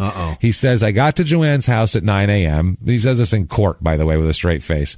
He says, another man was already there on the foot of the bed. So now he's trying to act like she had like a rotation of, her business for the day was coming in and out. Jesus Christ. He said, he went to find fuel and made up a fire, and while he was doing that, the other guy left. He then says that he had intercourse with Joanne and that he'd given her $15 and left. Now he upped the rate. Oh, yeah, you can't sound like a cheapskate. Yeah, now he just said he gave her $15 and he took off. He says she followed him and walked with him to a barn where she stopped to fix her clothes. He says he came to the barn. He came around the barn to find her in partial undress. He says he laid her pants under a piece of tin at her request. Hey, I'm going to straighten my pants out. Oh, never mind. I'm going to take them off. Will you hide them under a piece of tin at my Who requests that their pants that they're wearing be hidden under a piece of tin? Ma'am, you're not wearing any underwear. Yeah. Listen, you don't tell me just put the pants where I put told them you under the tin. We're going to the store. I don't need the pants. The other thing is, too, why would she want them hidden under the tin? Yeah. Hide them under those. Why would you do that? What a story. It makes no sense. So he says that he, under a piece of tin at her request, he said when he stood up, his head was spinning and he saw faces from being drunk. Yeah. The schnapps. He got schnapped up. And he's like, I was spinning. I saw multiple faces. I didn't know what was going on. He said, so I took a swing and hit Joanne by accident. I took a swing at the faces? At the faces. He goes, I stood up, I got dizzy, there's faces, I just went, whoa, and took a swing like a confused wrestler who doesn't act like he doesn't know what's going on. And he says that he took a swing, he hit Joanne by accident, and he was horrified. He says it caused her nose to bleed. He said he was mortified by this. He said he hugged her, he apologized. I hugged her too tight. Yeah, he's Lenny now. I liked her. I liked her so much. He said, I hugged her. I apologized. And he said, as he was preparing to leave, he was hit in the back by someone from behind. Doesn't know who. A mystery person ran up and hit him on the back. Okay. Same person whose faces he saw, apparently. He said, Jesus. He said he turned around but saw no one. Yeah. No one's there. This is crazy. So then he turned around and ran in the direction of the road Meanwhile, even though it's an open thing that you can see and there's nobody there, he just ran toward nothingness because someone hit him. He said when he looked back at Joanne, she was walking from the tree back toward the barn. Okay. His head, again, he said, was spinning again, just having a tough time, all that schnapps. I got schnapped. Got schnapped too hard. I schnapped it way too hard on this one. He said... I got schnappered. I got schnappered up. He said that at that point, his head was spinning, so he walked toward the grocery store and eventually, quote, found himself at his sister's house. And then he said he was certain that his last swig of schnapps had been drugged. That's the point of this whole thing. He goes, I was drugged, so I don't know what happened. I saw faces. I took a swing, accidentally hit her, but smoothed that shit over. Listen, I hugged the shit out of her. And then I was hallucinating. We made up. We made up. He said, but he knew that neither how or with what or nor by whom this drugging had occurred, but the last sip of schnapps was definitely drugged. Okay. Definitely. Also, which that's his excuse. I was drugged up, had voluntary sex with her after she got done with her previous client, apparently. Started a tire fire, walked down there with her. For some reason, she wanted to straighten out her pants. She decided, I don't need these on. Took them off. These damn things just will not straighten up. Instructed me to hide them under a piece of tin. Then I hid them, stood up, got super dizzy, punched a pantsless woman because I saw many faces, then hugged her. And the whole time you have to imagine she's voluntarily standing out in the open with no pants on. Nothing. No pants. Right. On her own accord. He said, I hugged her, and then if somebody hit me from behind, that wasn't her. I turned around, nobody there. I ran away. I left her there with no pants on. Last I saw her, she was fine. She must have drugged my... She was walking. She was fine. With no pants. By the way, she must have drugged my schnapps. No one else had been near her schnapps. That is an amazing story. That's quite the tale, sir. Yes. And then the prosecutor said, pray tell all of that. And then he said everything that happened. He turned around to the jury, shrugged his shoulder, and goes, ta-da. Pray tell. Come on. So what? He turned around to the jury and goes, how good am I? Come on. I got the guy to say that in his own defense. Why am I working in Redneck Hills? Or the sad part is that was his prompted story, like that he had worked out with his attorney. That is amazing. That's the best he could come up. That's the best they could all come up with. That's how bad this case looks for him. My God. That's the fucking worst. So also, Alice, the aunt, testifies, along with all the other witnesses, the brother-in-law, the uncle that saw them walking, and, all that shit. Defense insists that Roscoe did not confess. That's bullshit. The cops wrote all that down and signed his name to it from clothing receipts. That's tough to prove. It's tough to prove. Yeah. Yes, it is. He requested, when it goes to the jury, the defense requests that the trial court instruct the jury more specifically regarding the procedures of a capital case, including an explanation that aggravating circumstances must be proved by the state beyond a reasonable doubt, that mitigating circumstances may be shown by the defendant, and that the aggravating circumstances must be weighed against the mitigating circumstances to determine whether the former were sufficiently substantial beyond a reasonable doubt to impose the death penalty. Okay. And that's the exact legal language they use. The jury was instructed, that it could find him guilty of murder in the first degree on the basis of either the felony murder rule or malice, premeditation, and deliberation, or both. Guilty of murder in the second degree on the basis of malice without premeditation and deliberation, or just not guilty. Right. Those are their options. The jury ends up returning a verdict of guilty as fuck as shit of murder. So, Your Honor, we find him guilty as shit. Guilty as shit, Your Honor. Is this the jury verdict as you all shall agree? Yeah. Say aye. The jury in the above entitled action, fuck it all.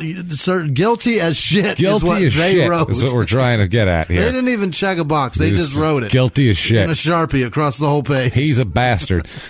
Now, we'll find out here why this is so ironic that he did. It's God damn it, tune in. Keep this on till the end. It's crazy. So sentencing, He presents evidence during the sentencing phase that during these proceedings that he is, and I'm using the court document language here, borderline mentally retarded with a full-scale IQ of 67. Okay. That's what he's saying. Based upon this evidence and upon evidence of intoxication at the time of the murder, he requests an instruction directing the jury to consider whether Roscoe's capacity to appreciate the criminality of his conduct or to conform his conduct to the requirements of law were impaired, based on a combination borderline mentally retarded diagnosis and drunkenness, is what they're saying. Dan Jordan, who's a clinical psychologist at the Southeastern Regional Mental Health Center, testified on examination here that he had a 67 IQ. Roscoe did, not Dan Jordan. It'd be really hard to be a clinical psychologist at the Southeastern Regional Mental Health Center if you had an IQ of 67. It'd be difficult. They'd really, it's amazing. And you'd have heard of this man, honestly. The perseverance that would take. The movies about him. Just the willpower to overcome. It's incredible. Dan Jordan, I salute you. So he noted that Roscoe had no brain damage and could read at a 5th grade level. He could add and subtract and make simple change and do every day-to-day normal regular life shit. Right. He testified that under normal circumstances, individuals at his level of intellectual functioning are capable of, quote, social and vocational adequacies and are generally considered to be responsible for their behavior, which he had a job at the time and all this. And I mean, in the past, he's done plenty. On cross-examination, this Jordan guy said that Roscoe could hold a job. He's issued a driver's license before and generally can, quote, cope with life. And he also said, he reiterated it this way. They asked him, quote, now you're not saying that because of his IQ, he did not know the difference between right and wrong, are you? And he said, I didn't make any statement about that.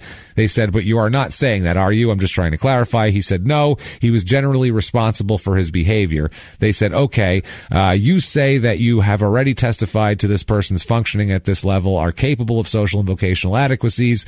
And he said yes. And they said, unless otherwise impaired, they're generally considered to be responsible for their behavior. And he said, that's correct. So that's there. Now the trial judge gave a portion of the requested instruction, limiting consideration of the statutory circumstance to the evidence of intoxication.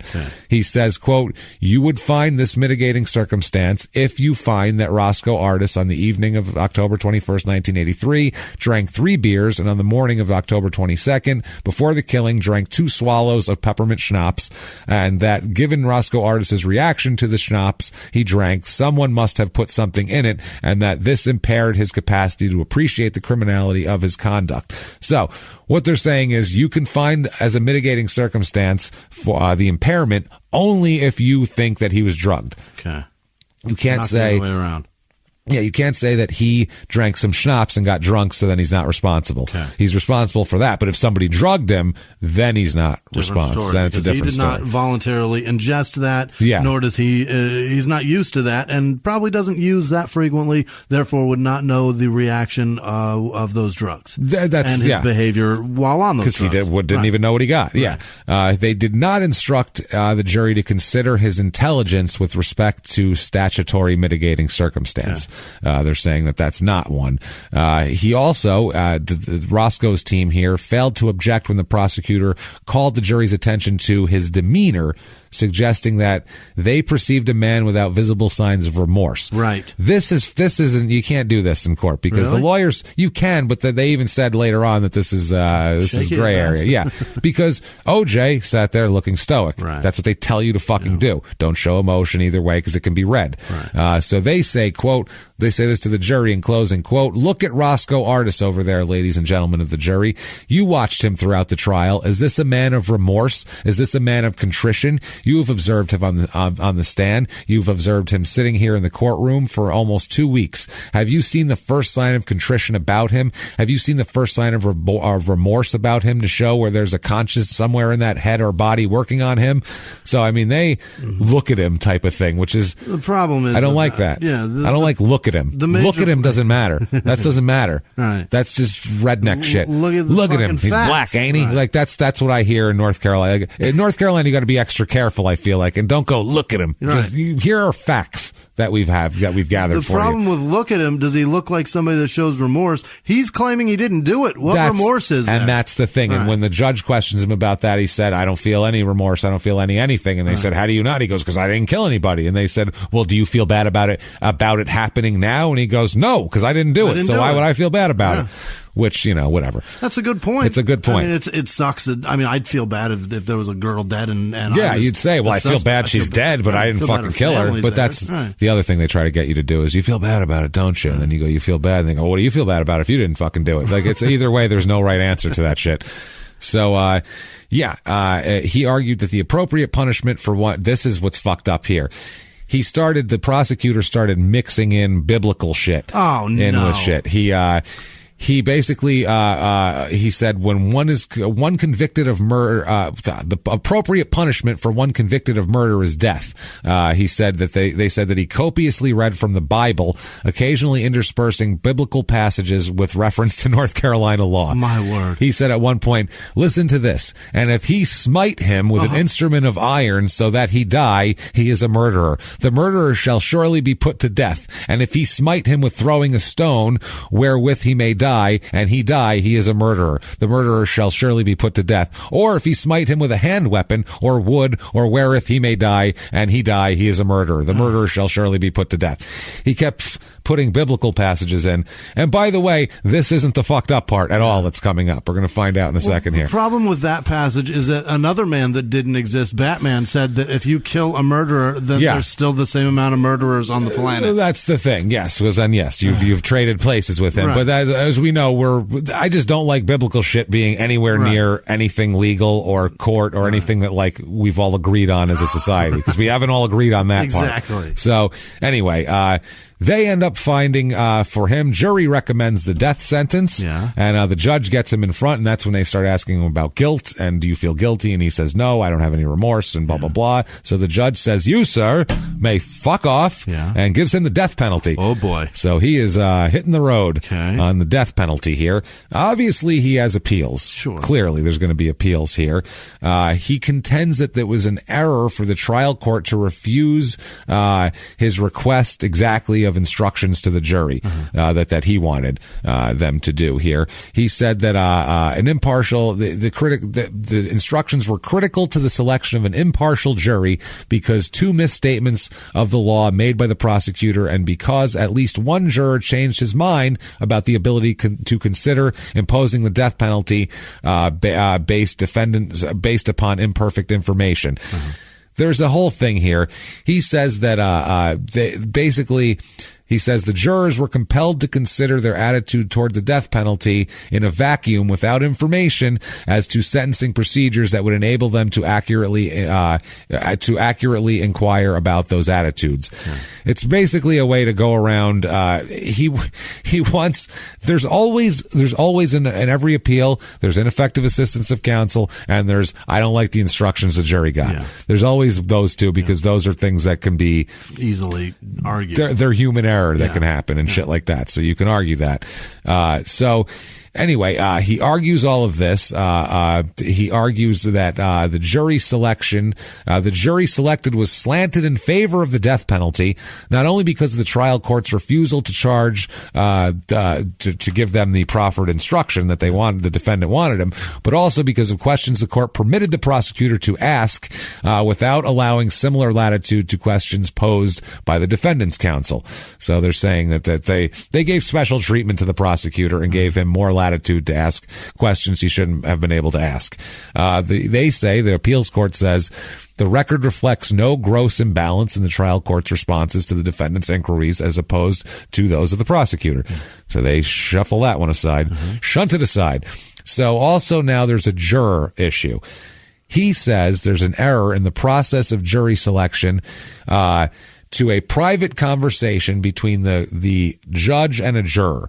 Apparently, the juror responded to a question from the judge whether there were any problems had developed with any of the jurors. They just asked the jury when they come in, how's everybody doing? Everybody have any problems? Is there any issues here among you? And they just make sure that everybody's doing well. The juror responded to the judge that there was a problem, and the judge invited the juror into the judge's chambers. All right. So the trial court later conducted an in-camera hearing, and in the presence of counsel and the court reporter. So the defendant here, Roscoe, contends that his absence from this meeting that they had entitles him to a new trial because of his right to be present in every stage of the trial as guaranteed by Article 1, Section 23 of the Constitution of North Carolina and the fucking Sixth Amendment of the United States Constitution. Which is true. He did not object to this at the hearing. Only later on wanted this juror removed from the panel. Now they say it's clearly an error for the trial court to communicate with a juror in chambers and in the absence of the defendant, counsel, or court reporter. Appeals court said that's clearly an error. However, not every violation of a constitutional right is prejudicial, and in this case, the error was harmless beyond a reasonable doubt. They're saying nothing. It was about a juror beef. It had nothing to do with the case, whatever. The record of the in-camera hearing reflects the benign substance of the conversation. The jurors growing unease with her ability to impose the death penalty, because that came up too. There being no indication of record to the contrary, we must assume that the trial court caused the record to speak the complete truth in this regard. So basically, there's no evidence against what the judge says, so we have to believe a judge, is what they're saying here. Moreover, the juror was thereafter promptly and properly removed for cause, obviating the possibility that anything said to her privately by the trial court may affect the jury as a whole. But what they're saying is she started having doubts about whether she can impose the death penalty, and they're saying the judge talked her into it. The judge says, you can do it, it's fine, you can do it, and then they ended up removing her from the panel. So they're saying a juror that was maybe against the death penalty brought that up to a judge, was talked to in private, and then removed from the panel someone who might have been on my side, is what they're saying here. So that's what that is here. They said that this action was proper under law, which authorizes trial court to remove an impaneled juror before final submission of the case to the jury if that juror becomes incapacitated, disqualified, or discharged for any other reason. Basically, they say a lot of latitude. Also, they object here, they appeal because Billie Ann Woods, the young lady who he assaulted in 1974, testified. They said evidence of prior offenses by a defendant is, quote, inadmissible on the issue of guilt. Its only relevancy to show the character of the accused or his disposition to commit an offense of the nature of one charged. So he's saying that doesn't fall into that parameters. It's exactly that. And yeah, they said it is exactly what that is basically what they said. It's have you looked in a mirror before? You know how it's exactly what is looking at the mirror? Same thing. They said the defendant's attack on Ms. Woods 10 years before the trial for murder of Joanne Brockman was characterized by an apparent attempted rape, the initiation of manual strangulation, and the defendant's stated intent to kill Ms. Woods. Medical evidence established that Joanne Brockman had been raped and killed by manual strangulation. These similarities support the relevancy of Ms. Woods' testimony as to the prior offense. No fucking shit. They said whether 10 years remoteness, basically they tried to say that time passing makes them less connected. Nope. And they're saying no. They said whether 10 years remoteness so erodes the commonalities between the two offenses that the probative value of Miss Wood's testimony is outweighed by its tendency to prejudice is arguable. But they said it's not that arguable. Fuck off. Yes, they said any prejudicial impact of her testimony concerning his attempt to at a similar assault upon her would have been wholly eclipsed by the damning nature of his own words. Exactly. Said he admitted to the whole thing anyway. Also, they say that there was an error in the trial court to deny his motion to dismiss the charge of murder in the first degree because the evidence was insufficient to prove premeditated and deliberate murder, which they say no, it wasn't. That's again in a prosecutor's discretion. discretion into what he wants to charge, and they had the option of giving you second-degree murder, or they could have found you not guilty. He also argues that no circumstantial evidence of premeditation and deliberation existed, suggesting that he simply acted violently during the passions of sexual activity in a sudden turn of events. That's the most passion I've ever heard. That's a lot of passion. Yeah, it's a little too much passion. Sex ever. I have so much passion I hit her jeans under some tin. That's not passionate. He tenders the viewpoint here, quote, Joanne's calling for help was insufficient circumstantial evidence of ill will, and Curtis McKinnon's testimony regarding the defendants and Joanne's raised voices did not prove argument or bad feeling. Yeah. They could have just been talking passionately. How bad does Alice have to feel? On the patio, hearing her say, help, help, help. She's like, she'll cut that fool. She'll cut that she has to feel awful. Be all right. They said also the force used while lethal was not grossly excessive, it being somehow less brutal to die during the act of intercourse than pursuant to some other murderous scheme. 3, while being strangled while engaged in intercourse does not establish premeditation. Deliberation is lacking if the victim is killed in the midst of intercourse, a passion-filled event. What a ballsy thing to say. Okay. Deliberation is lacking if the victim is killed in the midst of intercourse, a passion-filled event, comma, a passion-filled event. Next time you're going to have sex with someone, go, let's have a passion-filled event. So what they're saying is, if you kill someone in the middle of fucking, it's there's a lot of passion flying around. Shit happens. No. Jesus Christ, man. Are you fucking kidding me? How hard do you have to be fucking? How hard? To passion. I needed to strangle her. I was so passionate, I needed to fucking strangle her and beat her on the forehead while I fucked her. Listen, I'm what a disaster. I'm as kinky as the next, but not like that. Not like eyes popping out and faces turning purple. Jesus Christ. And punching in. That's fucking crazy. If it hurts, fucking stop. Yeah, there you go. Jesus. Help. That's a bad sign. That's not good. That's not a good sign. So medical evidence established that she died of manual strangulation in the midst of sexual intercourse. And although his first statement didn't indicate that it was his own hands that were causing Joanne to be breathing kind of hard. Yeah. If you remember, in his whole admitting statement, he left out the strangling part. Right. Left that out. But there's ample evidence from which the jury could infer not only the fact, but the specific intent to kill that accompanied it. Because you can't say like, well, I choked her to death, but that was an accident.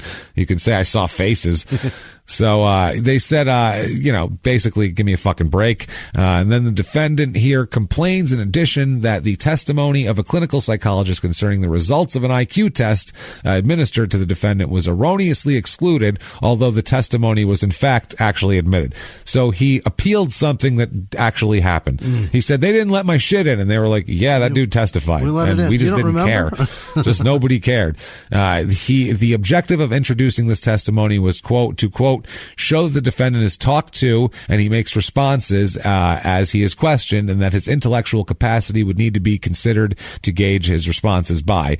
He explains on appeal, the defendant does here, that evidence as to his IQ would have affected the jury's understanding of his responses in interrogation. All true, but they did know about his IQ, so pretty pointless. So he's saying that his defense is that he's an idiot who fucks hard. He's an idiot who when he gets in a passion-filled event, a passion-filled event. That's gross.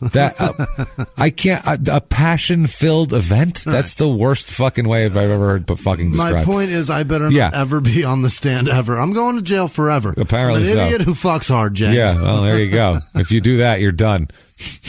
You're done. No passionate fucking. No. So everybody out there in small town murder land, no passionate fuck. When you fuck, keep it to very move slowly back and forth. Give it to caring. It'll work eventually. Don't worry. Leave it at caring and don't go further. Eventually, someone will come or you'll fall asleep. One of the two. So just gentle. No passion. So they said, basically that didn't mean anything. Also, all of his prior crimes, he says his prior crimes shouldn't have been admitted. It was prejudicial evidence. Everything else that they brought in, his other assaults, not just the girl testifying against him, but all of his other shit. The result of this, the appeals, the court here says, quote, we conclude that substantial evidence supports all of the circumstances submitted by the trial court to the jury, indicating a killing effected after a premeditation and deliberation. In the guilt-innocence phase of the trial, the defendant received a fair trial, free from prejudicial error. You, sir, can continue to fuck off. Yeah. So now there's sentencing appeals, and we'll go through these very quickly because there's something crazy to fucking get to here. Oh, boy. He asserts that the trial court committed errors in the sentencing phase of the trial. They failed to instruct the jury of mitigating factors, one of which, though, was his intelligence, which they did instruct them on. Also argues that the trial judge's failure to relate his, quote, mental retardation specifically to the statutory mitigating circumstance. He didn't say, like, look at him. He's clearly super retarded. I mean, come on. Look at this fucking guy. He didn't say that. Yeah, come on. What are you doing? So they said violating his rights to due process of law and to freedom from cruel and unusual punishment. We find no merit in this assertion. He also contends that the trial court erred in submitting to the jury aggravating circumstance that the murder was especially heinous, atrocious, or cruel. I think it was pretty fucking cruel and heinous. We find no merit in that assertion because that's subjective. Yeah. If you think that, beating, strangling, and raping an 18-year-old girl isn't cruel and heinous. Does it fall under that umbrella? I think it falls under all of those things. As atrocious, check. Cruel, horrible, check. Heinous, fucking check. First ballot, ship Hall of them Fame, off. sir. Yeah, let's go. So they said they've stated the aggravating circumstance is appropriate when the level of brutality involved exceeds that normally found in first-degree murders, or when the murder in question is conscienceless, pitiless, or unnecessarily torturous to the victim. Which I think that works here. We win. Yes, he also insists that his crime falls under neither of those categories. He argues that the evidence was insufficient to support a reasonable conclusion that the murder was physically agonizing or in some other way dehumanizing. James, they were fucking. She couldn't have been in agony. That's what he said before in a passion-filled event. Okay. Let's repeat that again. He said insufficient to support a reasonable conclusion that the murder was physically agonizing or in some other way dehumanizing. Wow, within the meaning of the law. 100%. He hypothesizes, first of all, this guy's never hypothesized shit. He hypothesizes that the victim lost consciousness sometime before her death and therefore would not have felt whatever pain might have been caused by the choking. Wow. He said she was unconscious. You can totally rape and choke an unconscious girl. What the fuck? They can't feel it. That's not heinous. Unbelievable. Wow, that's ballsy. Yeah. Shockingly, appeal denied. Fuck off. There is a dissenting opinion here, though. What? There is a judge on his side. The quote here is, quote, I do not view the case against defendant as overwhelming. The evidence leaves some room for doubt as to whether the defendant perpetrated the murder.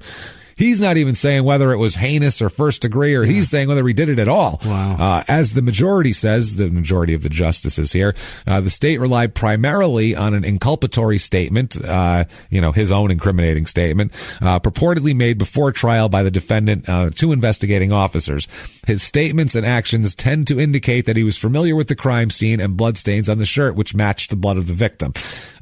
They said that the defendant, though, offered considerable evidence in support of his innocence. I don't remember any of that. He testified on his own behalf and denied his guilt of the crime. He also offered evidence tending to corroborate his testimony. One of the defendant's witnesses, Curtis Blackman, testified that on the morning the deceased was killed, he observed the deceased and the defendant come from behind a building. They said that Roscoe walked toward the ABC store where a car picked him up and drove him away. Now he's got rides. This Blackman also then saw the victim and another man whom he had earlier observed with the victim at a club go together behind a barn in the area. His testimony, as recited in the majority opinion, if believed, explains how the victim's blood on his shirt and his knowledge of his crime scene could be consistent with his innocence.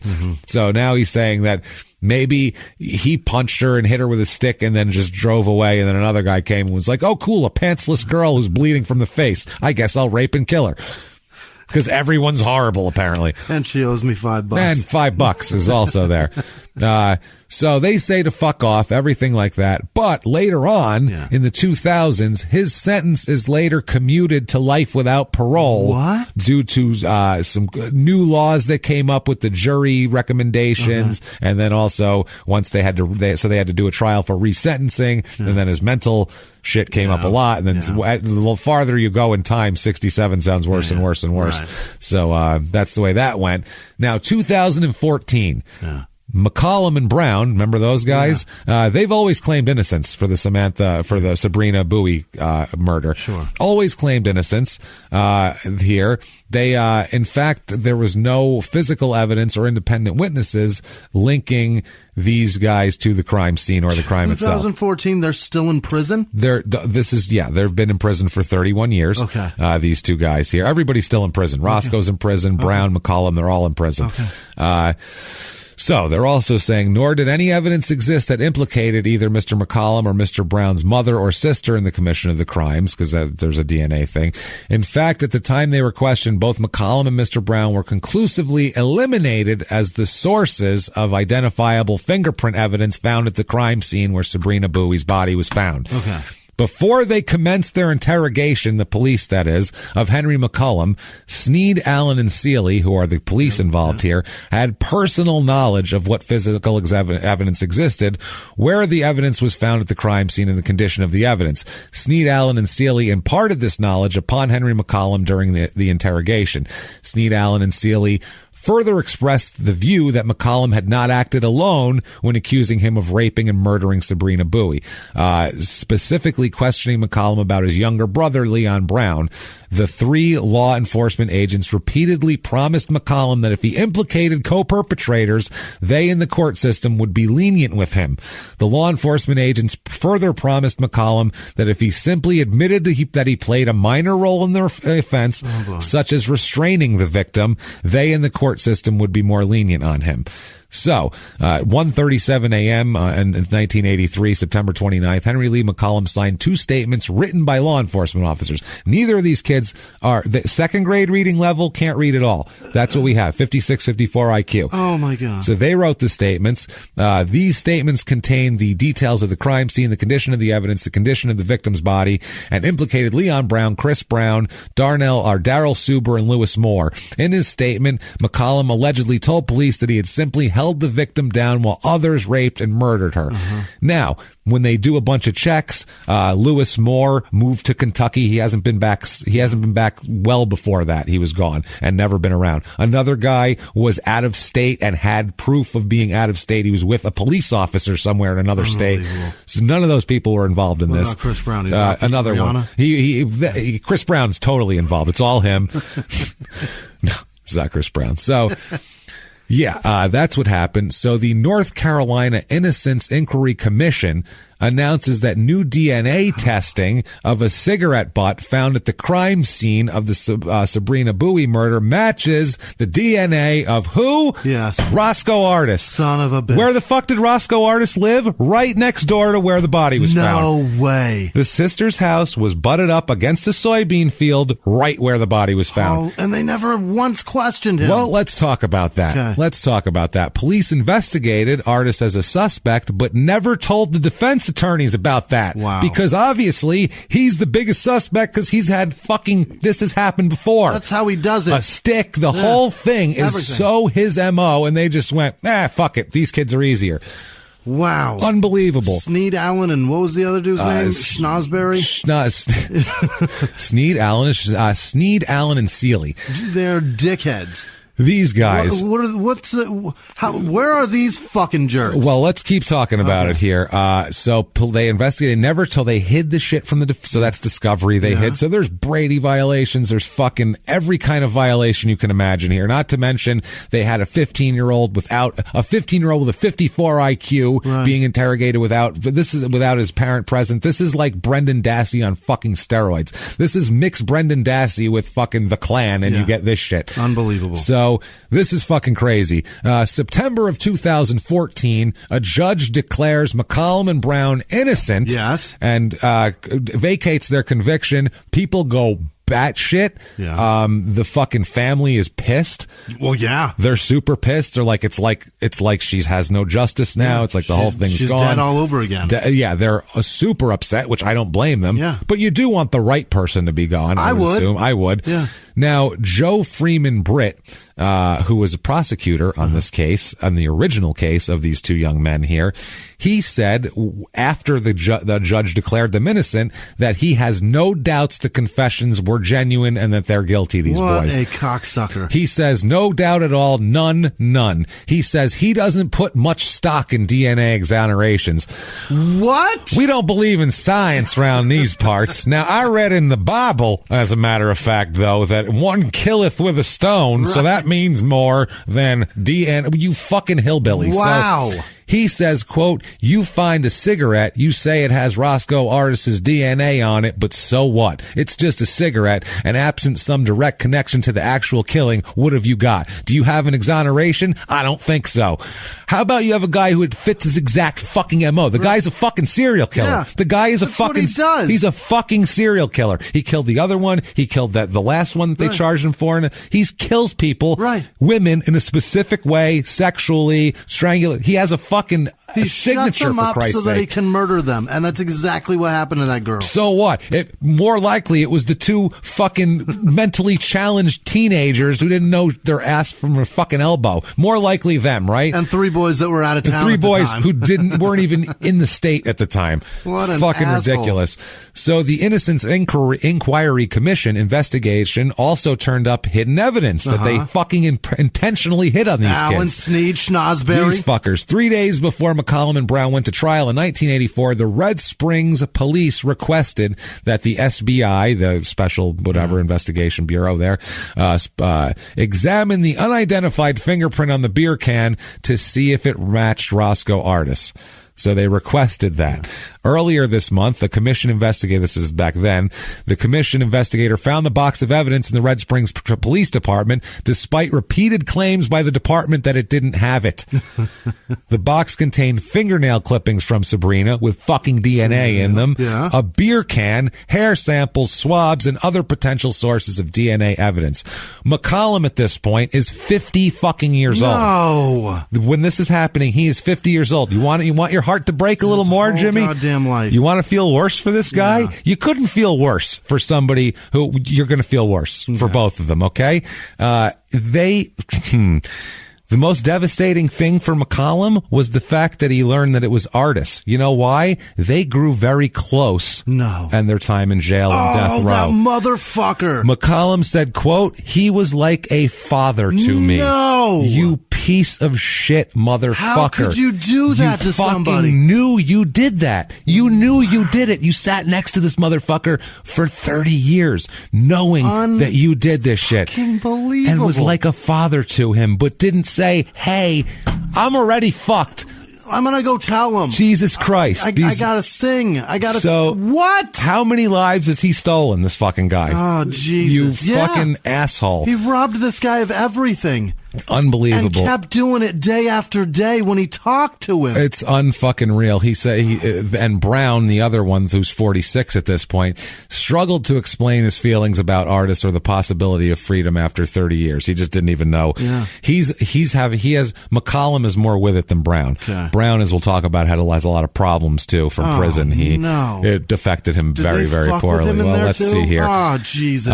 He said that McCollum was happy to be getting out. He threw away all of his letters that him and his brother had been exchanging because they said, we're getting out. And he said, quote, I want to keep from having a lot of mail toting with me when I leave. Fuck yeah. Leave this shit behind. Good for you. 2015, the governor pardons the two men, finally, because they couldn't get any settlement. They couldn't get a dime. They got out of prison and they didn't have a dime to their names, and they were 50 years old and hadn't done anything. I'll tell you what, though. Until they got an official pardon. And I'm 50, I'm going to hunt down Sneed, Schnozberry, and Allen. Oh, I'm fucking, and I'm going right one by one. Fuck back to prison. Yeah, it's one by one. What's the point? I'm used to the shit already, so fuck it. We're going down. I can clearly handle it. Yeah. Fuck those three. So, cunts. Yeah, this is fucking nuts. Governor pardons them. They were touted. They had a couple of high-powered lawyers behind them here. Now, schools, and to talk a little bit about them, schools had identified Henry McCollum and Leon Brown as mentally challenged. McCollum read at a second grade level when he dropped out of high school, and his younger brother could not read or write. Yeah. Leon Brown could not read or write. The state of North Carolina ends up paying them $750,000 each to compensate for the 30 years they spent in prison. Ridiculous. Which is not enough there's no amount of money that can make up for your whole life. No. Your life is gone. How do you make up for that? They can each go buy the biggest house in Red Rock. 3 of them. So Red Springs, whatever. Yeah, Red Springs. Brown didn't even get to attend the hearing where they were awarded this money because he has been admitted to a psychiatric facility. God damn it! For the 7th time since his release. He suffered psychotic breaks in prison, which now grow worse. His sister can't get him to take his antipsychotic medications. She said he talked about being raped by inmates and tied to his bunk by guards. Tied to his bunk by guards so people could fuck with him. He worried that God wouldn't forgive him. That was his problem, and he would just rock back in place for days and refuse to eat or drink. I promise you, Mr. He Brown, felt bad.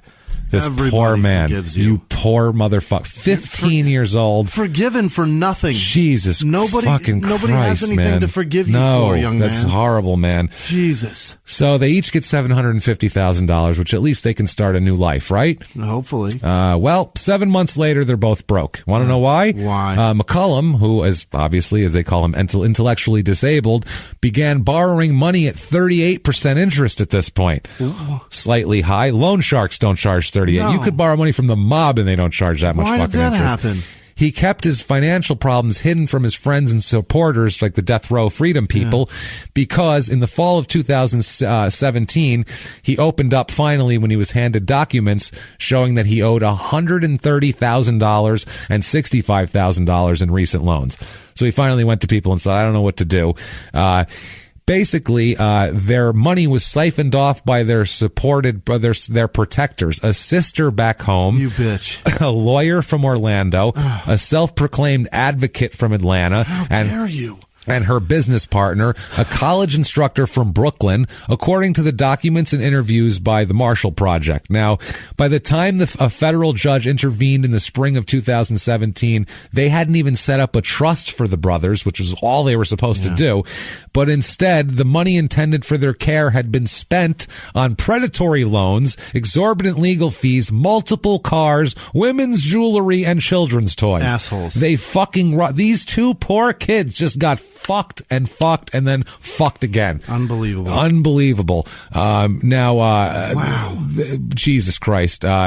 They said this Jeffrey Desconic, who's an exoneree, he established a foundation to help the wrongfully convicted, says he had advised about 60 other exonerees on how to manage compensation and the unwanted attention it brings. The experiences of McCollum and Brown are extreme, but he says the underlying dynamics are common. He says, quote, all were hit up for money by family and friends and were targets of scammers. Because they come out of jail, they don't know what to do with their money, and they're handed all this money, and people are like, oh, no, you've been in prison, you don't know what to do, I'll help you out. And then they're fucked, and wow. You know what you do? You walk the fuck into a bank because there's corporation laws involved there that they can't fuck you. These were people. Gonna fuck you, these were people that were legally put in place to set up trusts for him. And these were his sister, a lawyer from. These are all people that were his legal guardians that were supposed to set all his shit up, and they just robbed him blind instead. What do you do? He's fucked. They're trying to sue for the money back, but there's a whole other separate case because he got sued by a loan company that owns him, that owns it. But they go in that whole thing. They go through the whole court. It's insane. Not a single person in his life was ever good to him. No, not I don't one. know if his parents were or not, but Jesus Christ, man, the world has just shit on these people's heads constantly, every single day, with no input of their own. No. They didn't do anything to cause any of this shit. They didn't rape this girl. They didn't kill this little girl. They didn't do anything. They get sent to jail. They get fucking horribly abused by prisoners and guards and put in fucking death row. You know how scary death row is for 30 fucking years? How bad that's got to be? Then a guy who you meet who's older than you, who makes you feel like he's a fucking friend, a father figure is the guy, the fucking reason you're in there. And then you get out. So that's the guy you trusted in there. He fucked you over. Then you get out and all the people you're supposed to trust steal all your money too on top of it. Unbelievable. This is the most two shit on people I've ever heard of in my life. They wake up in the morning to squeegee the shit from their eyes and then say, please, sir, may I have another? It's unfucking real. For 30-something years now. For 35 years that's been going on with those poor ridiculous. people. So at least they're out of prison, those two, and Roscoe is never leaving prison. He is currently in prison and not going anywhere. He's, I think, life without parole, though. I don't think they tack the death penalty. He deserves fucking whatever. I don't care what happens to that guy. Ever. We're not death penalty proponents. We're not, and especially because of this, because those kids, they would have gotten it. They looked super guilty. Yeah. They looked guilty. It looked like they had the statements and all that, and they fucking weren't guilty. Right. This is why we don't like the death penalty unless like 5 people watched him and he says, yes, I did it. Absolutely. Right. Fuck that person I killed. Yeah. It's very hard. If there's any question, it's so fucking difficult, man, to do that, because this could happen. And all the DNA in the world. When all that shit lines up, fry him, get rid of him. We don't need him. Like Roscoe, we have about 5 different angles on him that he did all this shit, and he's a predatory motherfucker and a budding serial killer. Yeah. Let's be realistic here. That's he was really coming into his own. He was coming into his own, and he had picked up the pace. Yeah. In 81, he killed that one woman, then he killed a little girl, and then so it went from a 2-year period of time off, a cooling off, to then down to 5-6 months to where now 2 weeks from then he would have fucking killed somebody else. Who knows, man?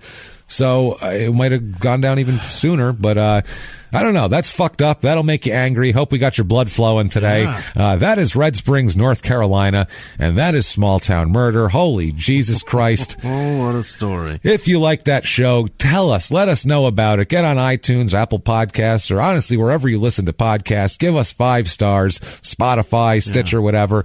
Give us 5 stars. Tell us you're following instructions or directions. It doesn't matter. It's not for our egos. It's just it drives us up the charts, and you guys have been doing that like champs for us. So thank you so much. If you want more stuff, you can go to shutupandgivememurder.com.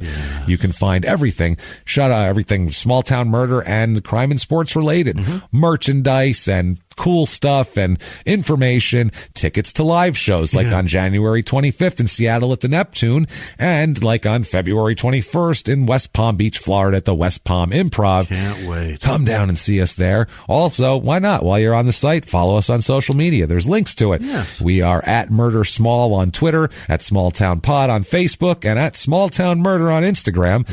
Follow us in all those places. And if you want to be an even bigger hero, a wonderful, incredible, fucking fabulous friend of ours that we love so much, and be one of our producers like these fine people we're going to talk about in a second, you can do that very, very easily by either going to shutupandgivememurder.com and following the links, or going to patreon.com/crimeinsports, or heading over to PayPal using our email address, which is crimeinsports@gmail.com. Do all of that. And now with that said, Jesus Christ, I'm all jacked up from that show. That was, and the last thing I found was the just like, he was like a father to me, and I'm like, motherfucker. I was like, God damn it.